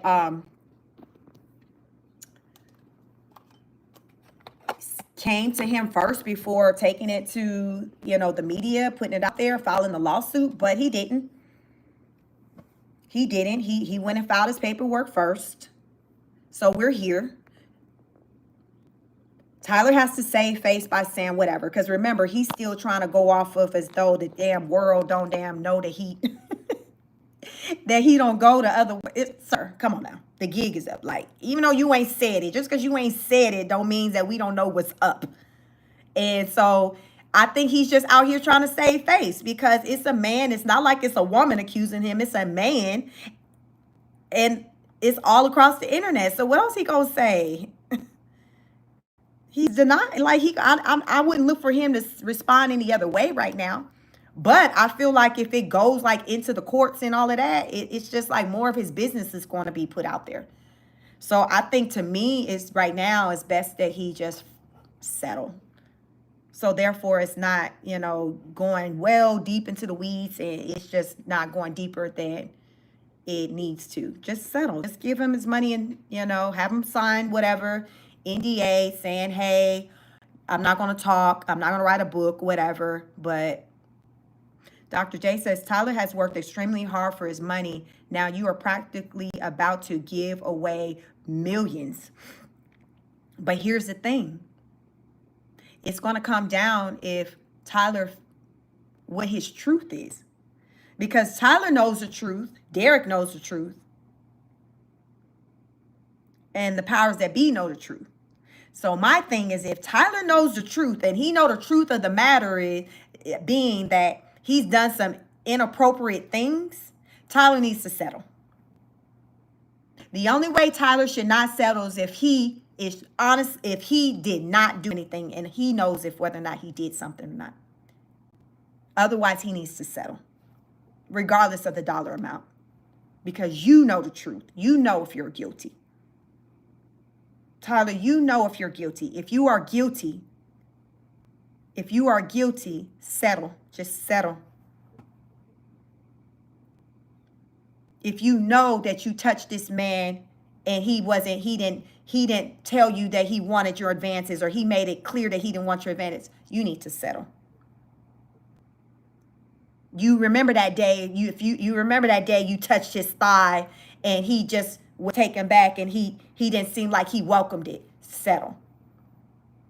If there's any guilt, settle. Because what's happening is that as long as he don't settle and things are open, it's just more information is going to be coming out. And I truly believe more people are going to be coming. I truly, truly believe more people are going to be coming to say that they had experiences dealing with Tyler. They're going to come, especially if there's a payout, because that's kind of how it works. So Tyler's in a bad situation. Tyler's in a bad spot. And I honestly don't believe that most people think that this man is just making up stuff. I don't think so. I don't think most people believe it. Thank you so much for joining. Like the video. Please become a member. We have memberships, 1-tier memberships, $2.99. I say I have Temu prices. You can become an official honor student. Your name will show up in color. Priority of reading your comments. You can also show support by hitting the Cash App, $speak50. Thank you so much, Dr. J, for sharing that information. Like, share, and subscribe. I appreciate any type of support. Just watching the content, liking the video. We're growing. Just I'm a small content creator out here. Liking the video helps with the algorithm, and we're just having a conversation. We're just having a conversation of just the things that are just going on in the industry within the U.S. Tyler Perry, he's at the forefront of the news right now alongside of P. Diddy. We're wrapping up his trial. From what I'm learning, going into next week, probably Thursday, they'll probably be starting probably the closing arguments for the P. Diddy trial. So that's rounding out. So it's like, as that's rounding out, then it's like we got the Tyler Perry situation, and now his name has been entered into the chat. So I think we are definitely in a season of reveal. And if you live in your life on up and up, then I don't feel like you have anything to worry about. That's my thing. And I think a lot of people have not been living their life on the up and up. A lot of people just have been moving recklessly. Why? Because they got the money, power, resources, and they just think that they can do whatever they want, get away with it until the day comes where they cannot. And I think that day is here for a lot of people. P. Diddy, that day is here for him. 50 Cent, he's feeling the wrath. He's going through it with his baby moms, both of them. Daphne Joy, the mother of his 12-year-old son, Sair, as well as Sheniqua Tomkins, his first baby mother, the mother of his 28-year-old son, Marquise. Both of these women right now are accusing him of abusing them at some point, physically abusing them at some point. They're talking. So we're talking about it. They're talking. They're talking. People are talking. And many people are listening. That's the thing. People are listening. We're in this time to where, regardless of you having some type of title or position, like we're here to listen to the voiceless, to hear what they have to say. And just because Tyler Perry is Tyler Perry, I'm not going to just be here to rule out whatever because he's Tyler Perry. No. Because what I've come to learn is a lot of these people in the industry with these big names, they're out here doing the absolute most. And as disappointing as it may be, it doesn't change the fact that we got a lot of people out here, a lot of celebrities, a lot of rich people, a lot of famous people who are out here doing the absolute most. And many people right now are like, yo, I don't care how much money they got in the bank. I don't care how many big screens they've been on, how many movies they've written, they've produced. We got people out here doing devilish behavior. People are out here on some demon time. And Dr. says, yep, she doing the absolute most. And Cat Williams said it on the Club Shay Shay last year in January. We are in the season of reveal. Like the shield, like the veil has been pulled. We're seeing some things. And unfortunately, or fortunately, like we're seeing these things with a lot of our favorites out here. It is what it is. Elevated status says 50, better be careful. Him glean and someone else's down will result with him being next. You know, that's how it goes. What they say, God don't like ugly. And that's what I feel like that's happening with him. Go up more, please. Okay, let me go up some. Dr. J says, Shannon, not so sharp. 50 Cent, P. Diddy, not Tyler Perry. What do these men have in common?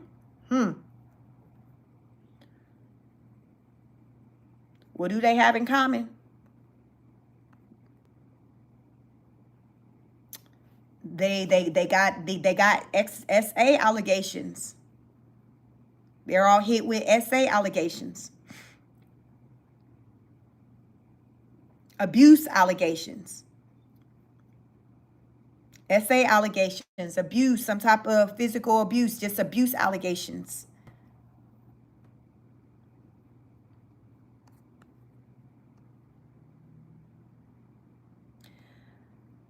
God knows all, he sees all, and right now, the devilish behavior is being revealed, and we got to deal with it. Dr. J said, rich and famous thinking they are above the law too. Like, this has been for a long time. They've been able to move in such a way. But right now they're being dealt with. Diddy has tainted his whole legacy. Will there be anything left for his kids after everything's said and done? Because my thing is, if he's charged with the RICO, how is that going to impact his money? Because they may conclude that, okay, his money was made from illegal activity. What does his kids have left?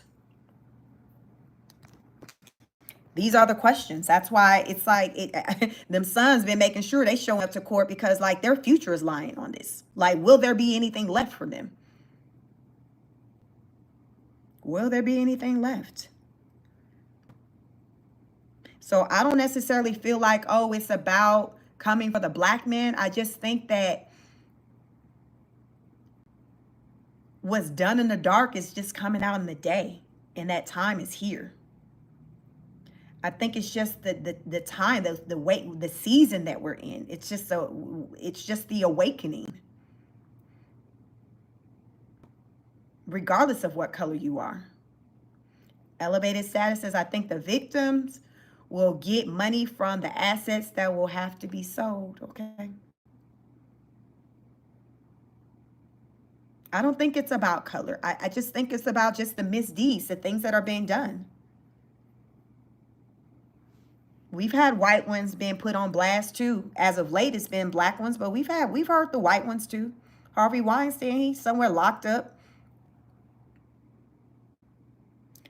So it's just right now, the light is shining on, the black band right now. They're getting caught up. But listen, play stupid games, win stupid prizes.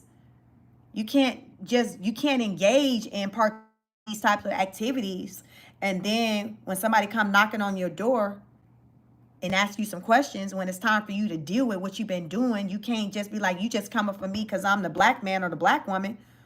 Okay, aside from your color, did you do these acts? Let's just talk about, did you do it? Because to me, those are two different conversations. And this is what I tell my kids. It's like, you got to be on the up and up, because if somebody roll up on you and start questioning you about something, and maybe that particular thing that they initially rolled up on you for, you're innocent of. But if they see that you're guilty of something else, you can't be like, well, I didn't do that, but yeah, I did that. But why are you talking to me about this? It doesn't work that way. That's why you don't want to give someone any reason to have to just come in your space, asking you any questions, investigating you. Because what initially brought them to you may not be the thing that keeps their attention on you. In the midst of that, they may discover some other ish. So you can't, your argument can't be, wait a minute, you weren't here for that. You were only here for this. That's irrelevant. But while we're here, we see that you got this going on, which is also illegal, wrong, against the law. You see what I'm saying? So I tell my kids, yo, you got to walk and be on the up and up. Give somebody reason to have to come in your space, start looking around. Because when you clean, when you on the up and up, no matter what environment you go in or what somebody start looking into, you have faith and confidence that they're not going to find anything, because you know how you live your life. So that's what I say about, as people say, oh, they're coming for the black man. Black man, how are you living your life?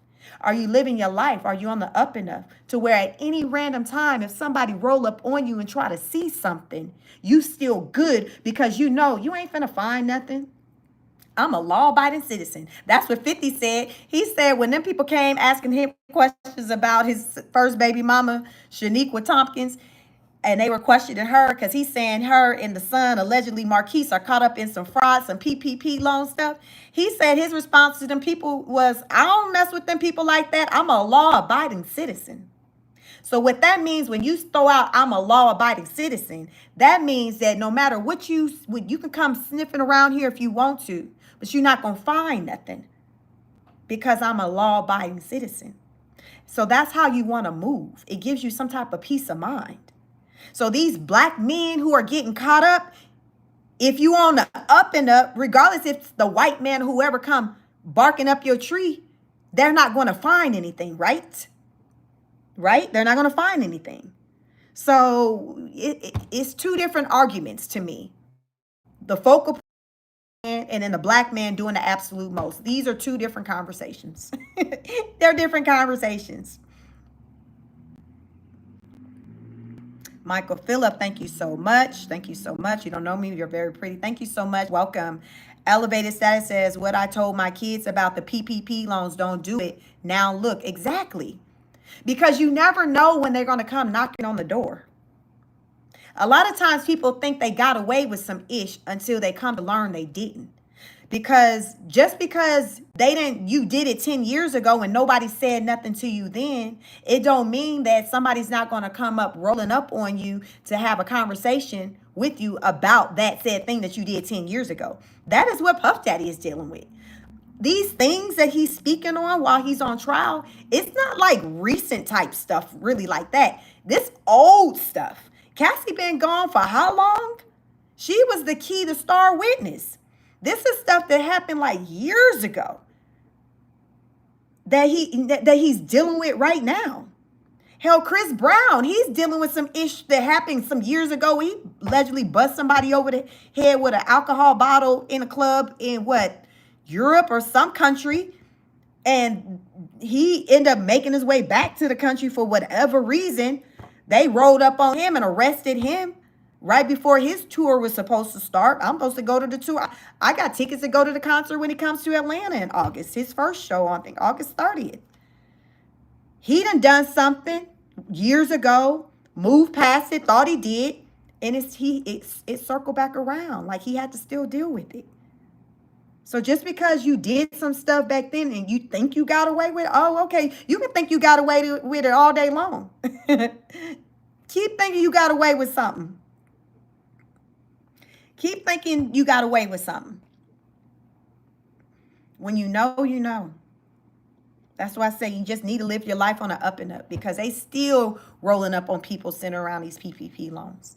How long has that been? We 5 years out from 2020, and they still dealing with people centered around the PPP loans? People that didn't spent the money is gone. They can't even say, oh, okay, I'll give it back. Like, I'm pretty sure anybody who benefited from a PPP loan, that money is gone. It's spent. That money is spent. It's not even around anymore. So them offering to pay it back, a lot of them people on their Tasha K, I ain't got it. Like, I don't have it. It's gone. And a lot of people do stuff because they say, well, everybody else doing it. Well, everybody else did it. They can't catch us all. I heard that a lot when it came to this PPP. I know folks, you hear about people who participated in it, and it's just like, okay, because they think, well, hell, my friend did it, my neighbor did it, my cousin did it, my mama did it. Dr. J says, Sheik, you forgot that Fat Joe has some mess going on too. I know he got some mess going on too. I just haven't had the chance to stop and just get in his daggone mess. Let me see. I haven't gotten a chance to just deep dive into it, but I've seen him trending, but I don't really rock with Fat Joe. I used to like him until he started talking slick and saying slick stuff about black folks. And then, I don't rock with Fat Joe like that.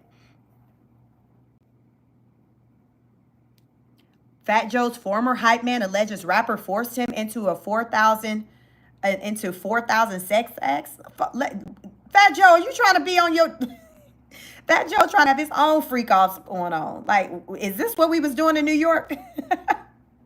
Really, Fat Joe? 4,000 sex acts. That's up there. Remember, Diddy was making them people do, they was doing damn 24 sex marathons with the freak offs. What is Fat Joe trying to goddamn do a freak off marathon? He trying to outdo, what we doing? And Fat Joe, you know damn well your stamina ain't even up there like that because you damn fat. I know you done lost weight, but you still fat. I know that heart can't be doing all that. What are we doing? What are we doing? Y'all, it's just too much, y'all. I do the best. Y'all, I promise you, I be trying to stay on top of this stuff, but it just be too damn much. Rapper Fat Joe accused of forcing his former hype man to engage in thousands of sex acts with women in a $20 million federal lawsuit that alleges he was underpaid, denied songwriting credits, and threatened. Y'all, isn't this giving Diddy vibes? This is giving Diddy vibes. And Fat Joe, not too long ago, was out here late part of 2024 talking greasy about black people, acting like we ain't worth nothing or whatever, and how like as though the black person ain't the one who primarily put him on. Fat Joe, what you think that the Puerto Ricans did it? I hope, I know you lying if you think that you're Fat Joe off of the backs of the Latin community. Oh, yeah, you definitely got life twisted if you think that. So that's when he lost me. That's when he lost me. Terrence T.A. Dixon filed the complaint against Fat Joe, members of his inner circle and Rock Nation in U.S. District Court for the Southern District of New York on Thursday. An attorney for Fat Joe, whose real name is Joseph Antonio Cartagena, said the allegations are complete fabrications intended to damage the rapper's reputation. So do we classify as Fat Joe being in the group of they just coming for the black man? Because Fat Joe ain't black. And the way he talked about the black folks, clearly he don't believe he don't identify as black either. I think Fat Joe is one of them people, kind of like even with Cardi B, where they kind of, it's just they kind of toggle between when they want to be included in the black community and when they don't. So when you like that, I don't include, you're not a part of the black community. You're just in a separate community. You're in the Latin community. Cardi B, Fat Joe, they're a part of the Latin community. But the black community is the community who have lifted them, who have elevated them. The lawsuit says Dixon was the rapper's hype man on stage or an onstage entertainer, but that he also contributed as his lyricist, background vocalist, bodyguard, and creative collaborator from 2005 to 2022. It alleges that Dixon wrote or co-wrote dozens of songs, including Congratulations, Ice Cream, No Problems, and Blackout. Plaintiff contributed lyrics, melodies, vocal phrasing, and conceptual design to these works, substantially shaping their final form as distributed to the public, the suit says. Dixon was underpaid and denied songwriting credits, royalties, and back-end compensations were deliberately concealed from him, according to the lawsuit. This man, have y'all seen what the man looks like who's suing him, Terrence T.A. Dixon? Y'all know what he looked like? What he looking like? Let me see. It sounds like a black man. It sounds like a brother to me. I want to see what he looks like. Terrence Dixon. Is this, all right. Let's see, y'all. This is what he looks like. So this is Terrence Dixon. He is the one who filed that suit against Fat Joe. So remember, Fat Joe, the same man who was talking greasy about the black people, talking about us, trying to make it seem like the Latins, the Hispanic community is what elevating him, that got him put on, how hip hop, how it started, all that yin yang. He was talking all that last year. So he lost the support like of a lot of black people last year when he was talking that nonsense, because that's what it was, nonsense. Because when you know, we know damn well, damn hip hop didn't start no goddamn Latin America. No, it didn't start with nobody looking like damn Fat Joe. We damn know better. We know better. We know better. But that he was talking greasy like that. So this is the man.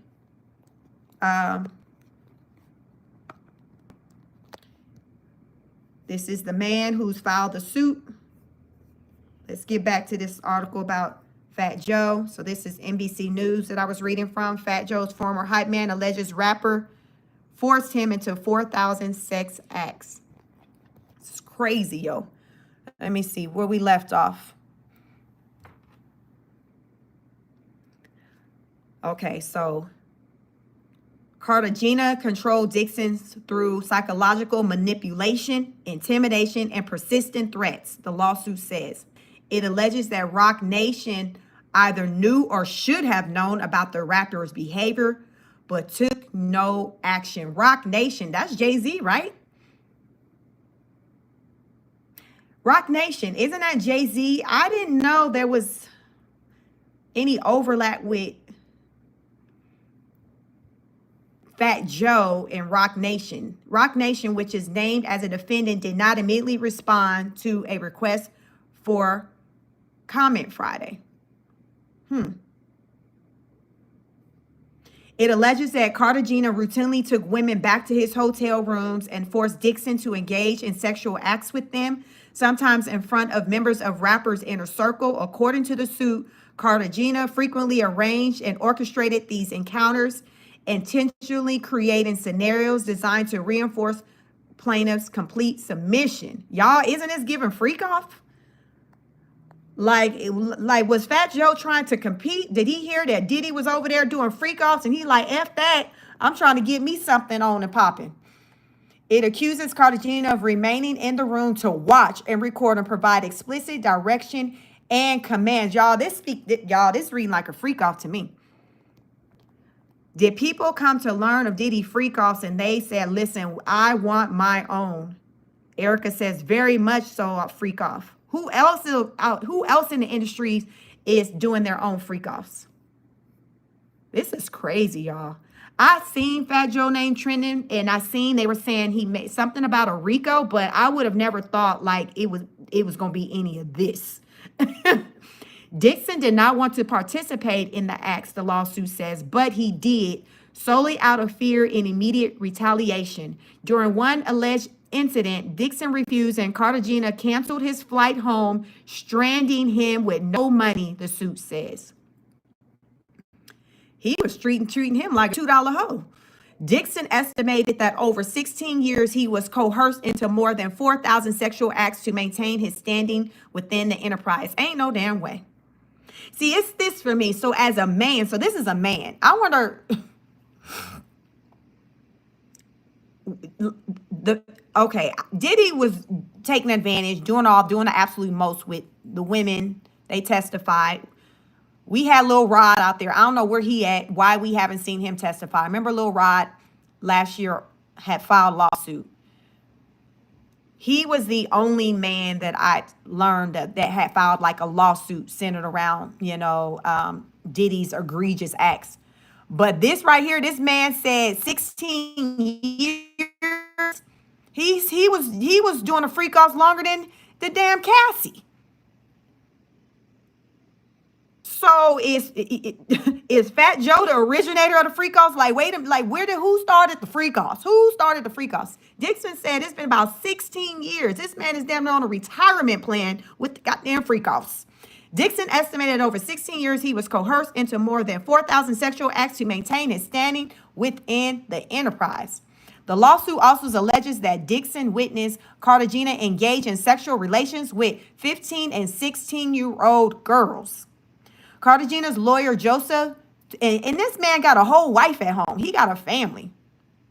Cartagena's lawyer, Joseph Tokopina, said the lawsuit is a blatant act of retaliation and a desperate attempt to deflect attention from a lawsuit the rapper filed in April accusing Dixon and his attorney, Tyrone Blackburn, of extortion, slander, and defamation.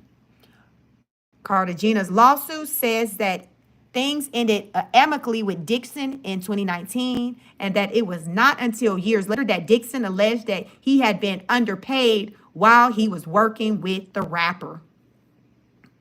Erica says Michael Jackson's dad started the freak offs.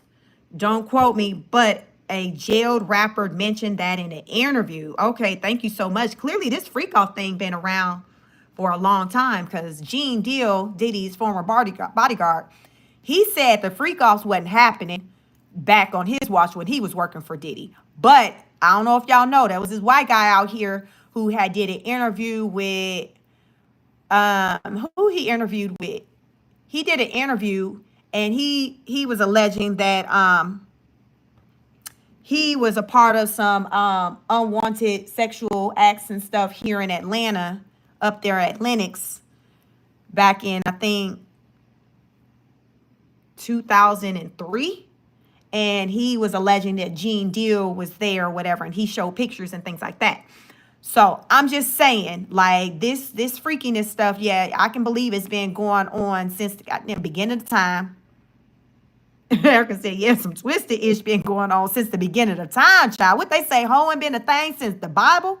Have freak offs been around since the Bible? Let me find out. There is a scripture, y'all, talking about freak offs, because I know they've been saying being hoeing, and you know that's been a thing since the beginning of time. That's the oldest profession. Erica said, exactly. Let me find out, y'all. There is a scripture talking about freak offs in the Bible. Because y'all, like, we trying to find out who started this. Like, because as we're seeing, like, this man said he been freaking off for 16 years. He on the damn retirement plan. Y'all know his itch got to be hurting.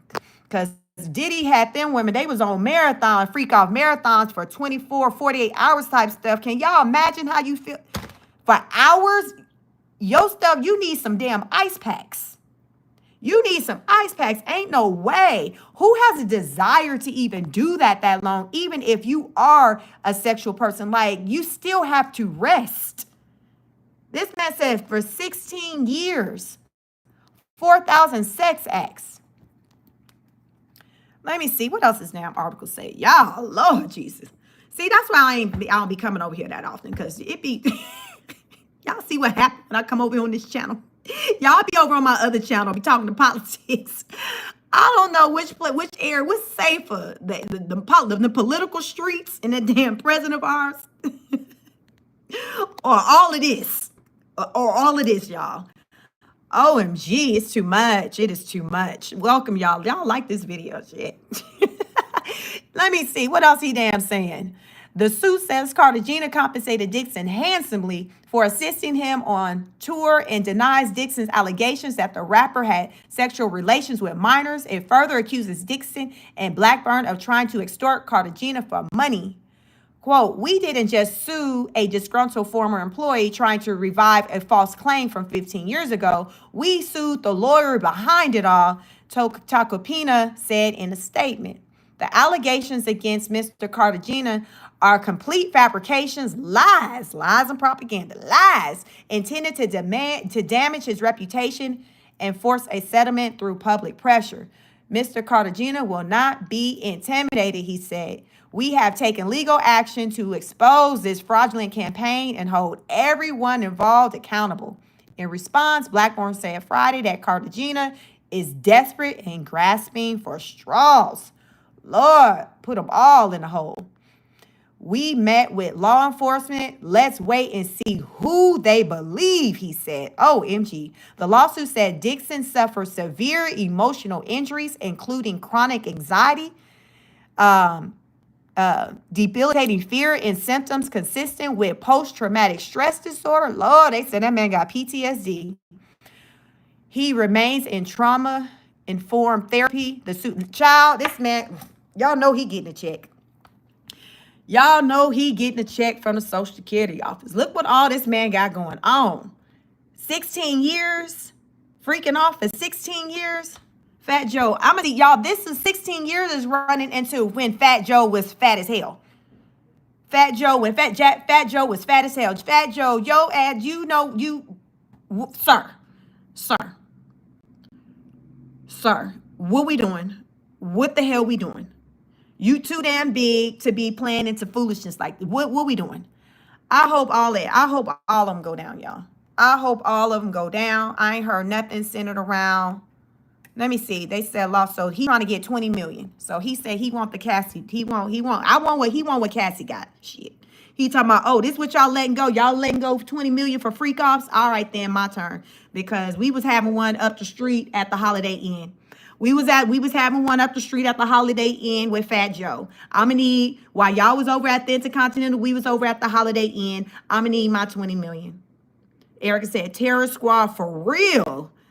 All their asses need to go to hell. All of them need to go to hell. Run this man his coin. If Cassie can get 20 millions for her role in freak offs, she said she didn't want to do it, whatever. Run this man his 20 million for his role in his freak offs. A freak off is a freak off, regardless of who hosted. A freak off is a freak off. So right now we gonna say freak offs. They letting you get paid 20 million for freak offs. This is the running number for freak offs. If you saying you was in a freak offs and you shouldn't even been there, whatever, 20 million. That should be the going rate for the freak offs. 20 millions. Cassie set the tone for the freak off payout. 20 million. Get his black man his 20 million. We are equal opportunists. If the woman can get 20 million, goddammit, the man can get 20 million. Get his man, run this man his coin. Run this man his coin. This is a sad situation, y'all. Lord Jesus, I didn't realize it was this deep. Really, Fat Joe, I ain't finna look at his fat ass the same no more. We already got Diddy. We got a picture of him and that goddamn Tootsie Roll. So the Tootsie Rolls ain't the same. I ain't ate a Tootsie Roll since Diddy took over the Tootsie Rolls. So yeah, I can't eat the damn Tootsie Rolls. That's just gone.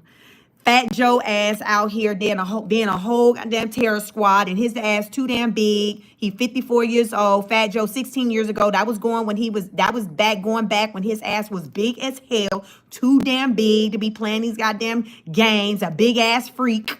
He was a big ass freak, a big ass fat freak like Fat Joe. Your fat ass didn't have no business. Y'all, let's look back at this with this man. This is your big ass had no business messing with this damn man like this. Wreaking havoc on this little man.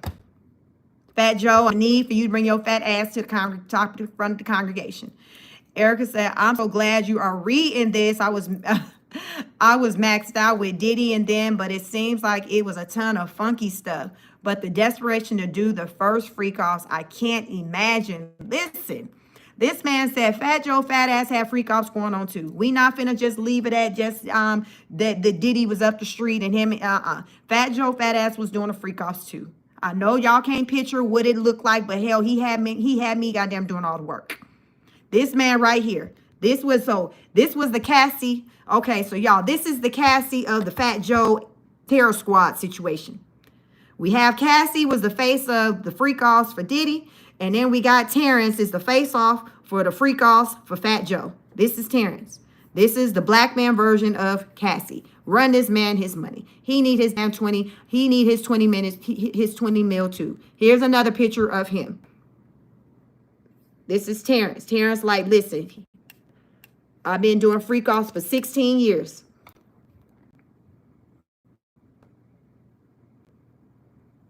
Mm-mm-mm.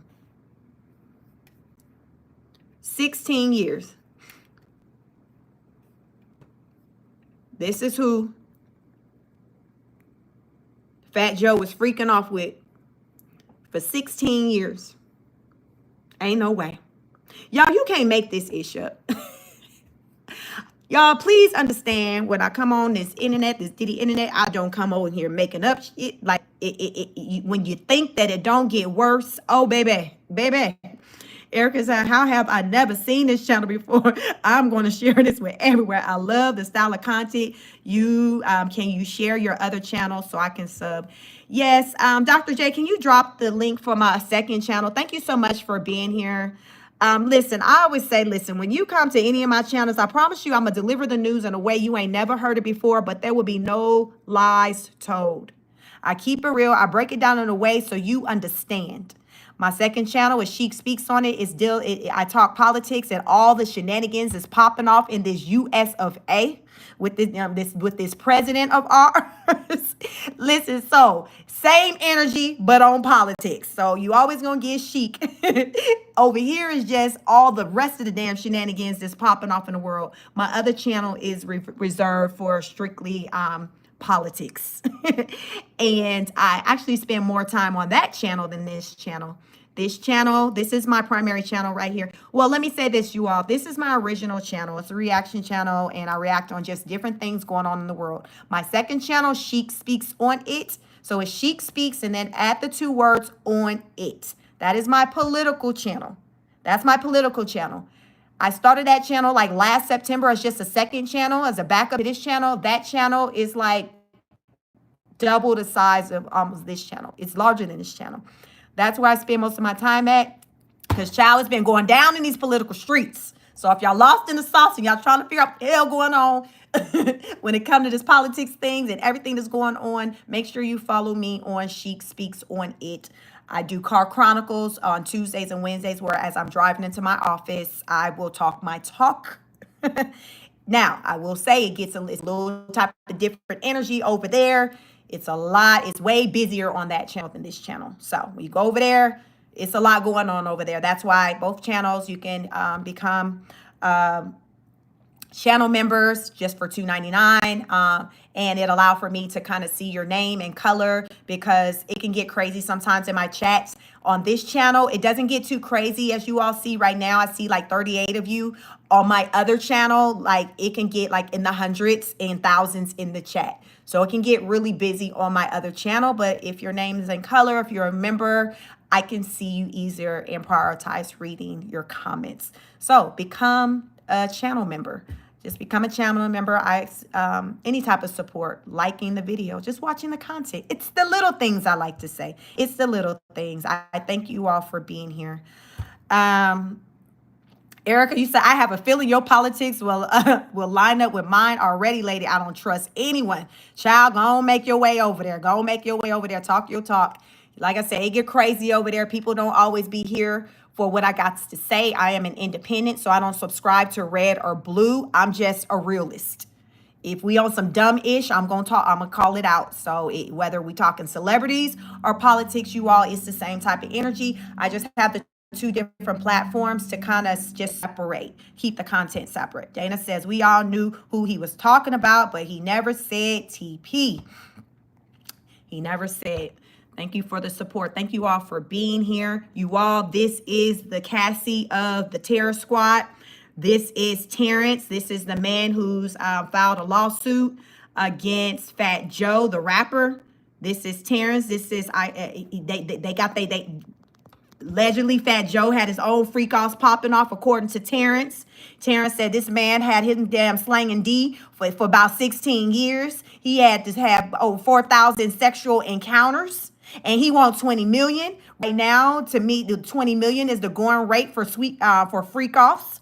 That's the freak off payout. If you are, what are we going to say? If you're a victim of a freak off, unwanted participation in freak offs, 20 millions is the going rate. That's what the hell Cassie got. So I feel like Terrence should get 20 million as well. A freak off is a freak off. Whether Fat Joe as fat ass do a freak off or Tootsie Roll Diddy do a freak off is a freak off. We are equal opportunists. This man deserves his $20 million too. If he was over there being forced to do the freak offs for 16 years. Listen, this is what the hell that man said. That man said this man right here, Fat Joe, forced him to do them freak offs for 16 years and had the nerve and the audacity to not run him his money, not run him his coin.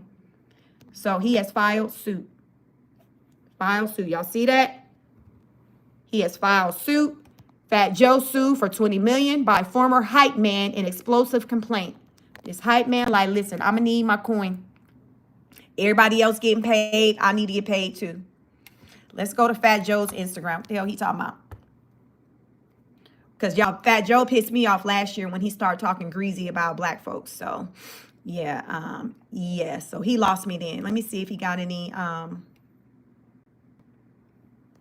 Y'all, so we in these comments.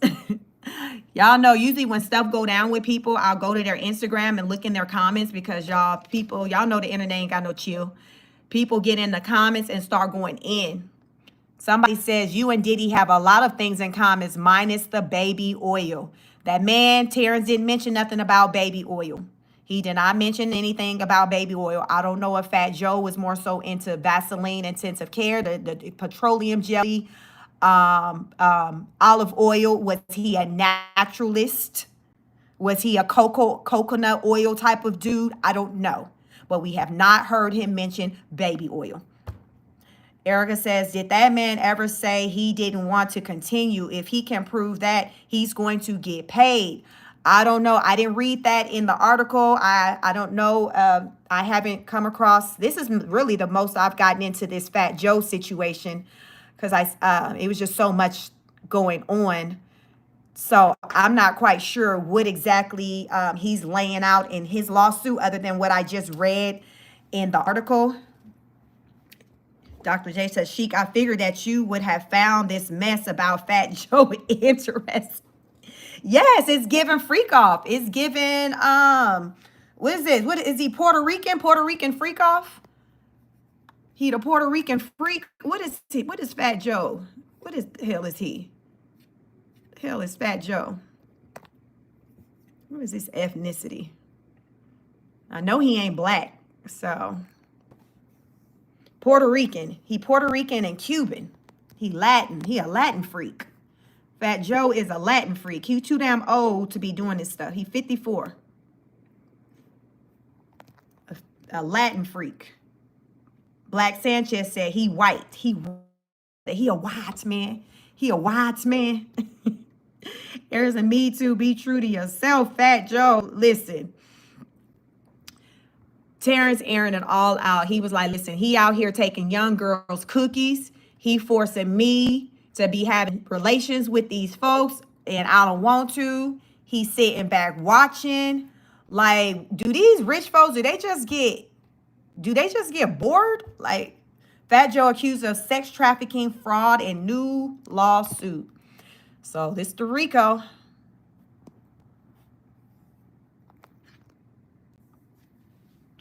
This the RICO he's hit with. I have not read anything yet centered around him saying, no, leave me alone, where he said that he told him no. The lawsuit claims that Cartagena, I don't know how you pronounce it, Cartagena and his associates allegedly trafficked minors and psychologically groomed them, with Dixon claiming he personally witnessed Cartagena allegedly engage in sexual relations with children who were 15 and 16 years old. Y'all let me know in the comments. Do y'all believe there's truth to any of this? Because I'm going to let you know I do. I don't put none past these celebrities out here, men or women. Like, it's just like what they call it Hollyweird. They just on some demon time. They just real different out here.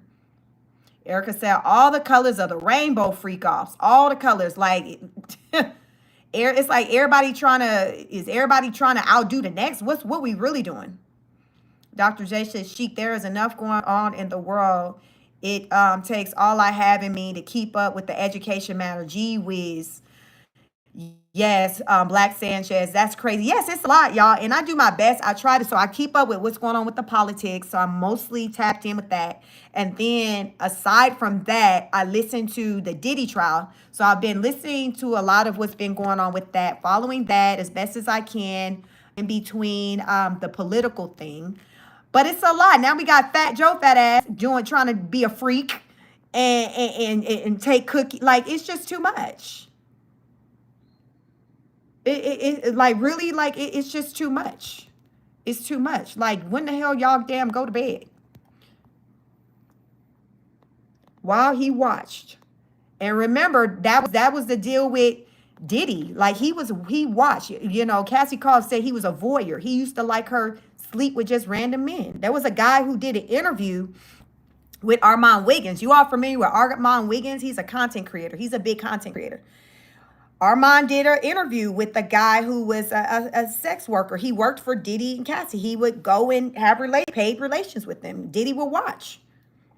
Because he said he don't do men. This guy, he's like, no, I'm heterosexual. He was like, I would sleep with Cassie and Diddy would sit in a corner and watch and put in requests, you know.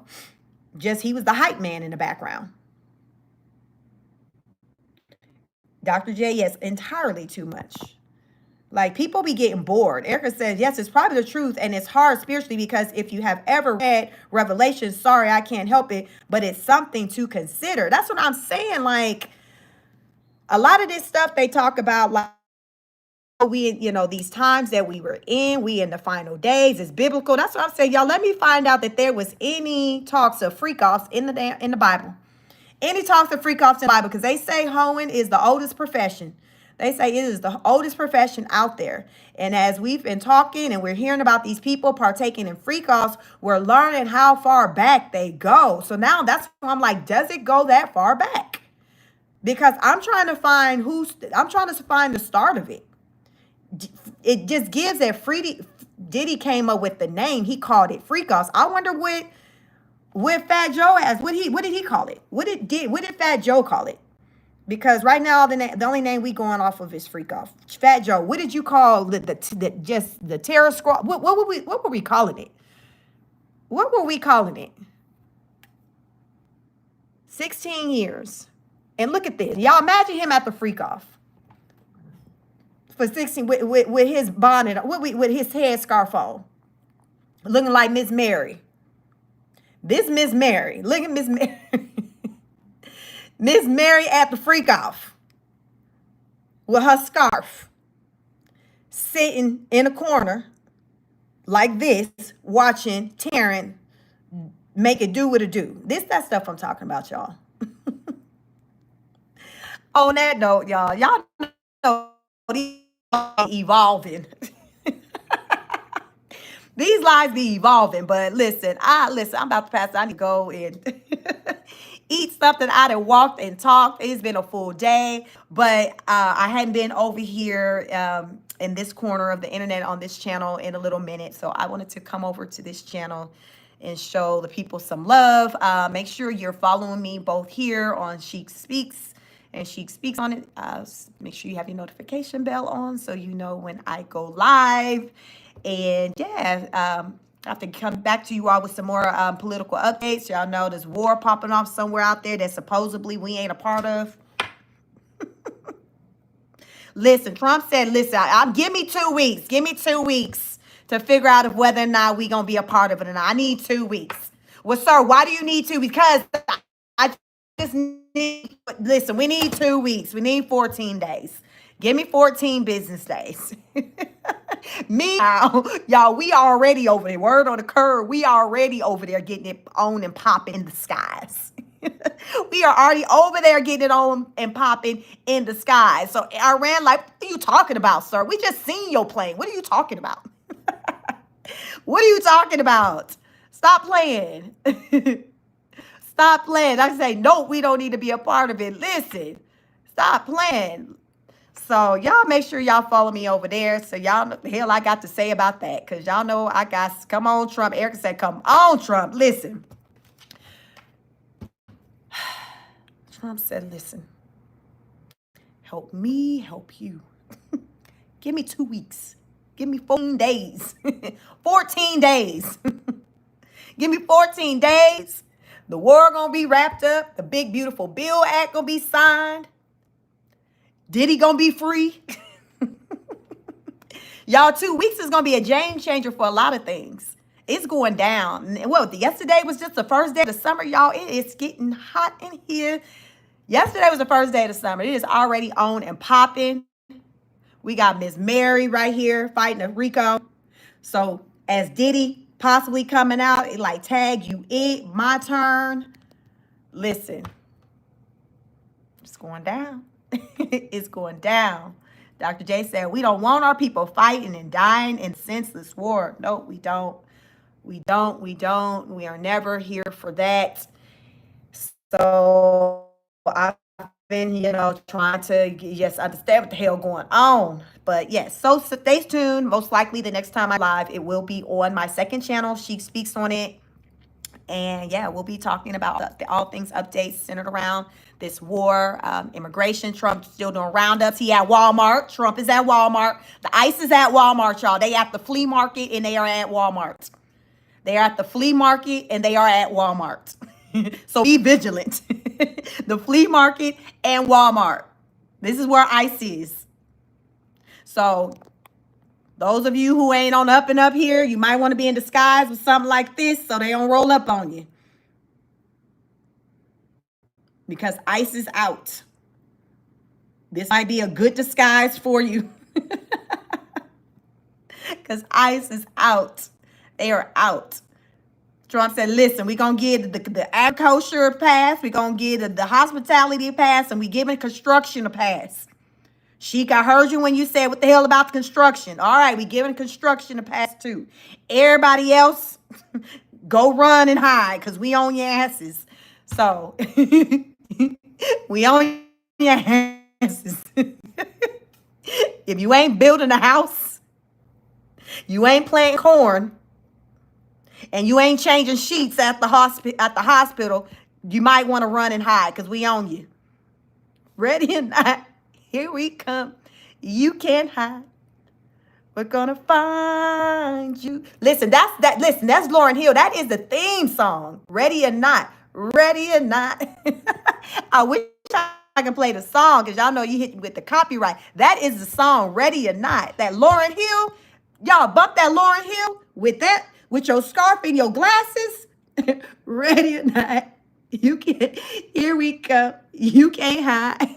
We're gonna find you. Listen, y'all. I'm gonna have to listen because I'm hungry as hell. I'm about to go get me a meal and play Lauryn Hill to get ready for that next live I'm gonna have to do about my politics because listen, y'all, that's my playground. So y'all make sure y'all follow me on Sheik Speaks because that's where it goes down over there. If you have not seen any of my content over there, go check it out. Listen, we be boots on the ground. Listen, we call it like we see it. We call it like we see it. We know no other way. We know no other way. But yeah, it's been real. I had a good time with you all this beautiful Saturday. Stay cool. It's hot out here. So stay cool. Erica says, I've been going to pass out. I'm going to sub over there now. Love you all. Yes, go sub over there. Thank you so much. And I will see you on my next live. I don't know. I might go live over there tomorrow. I usually go live. So tomorrow's Sunday. So I may hit y'all with a live over there on the Sheik Speaks On It channel. So y'all make sure you subscribe, like, share, subscribe. And yeah, take care of yourselves and one another. Do something nice for yourself and somebody else. Listen, just goddamn be nice. Just be nice. Be nice. Just be nice. Take care of yourself, one another. Be good to people. Because God don't like ugly. He knows, he sees all. And listen, you don't want to be out here looking like this, hiding out at Walmart. That's just not what you want. That's not what you want. So on that tip, I'll catch you on the next live broadcast. Peace.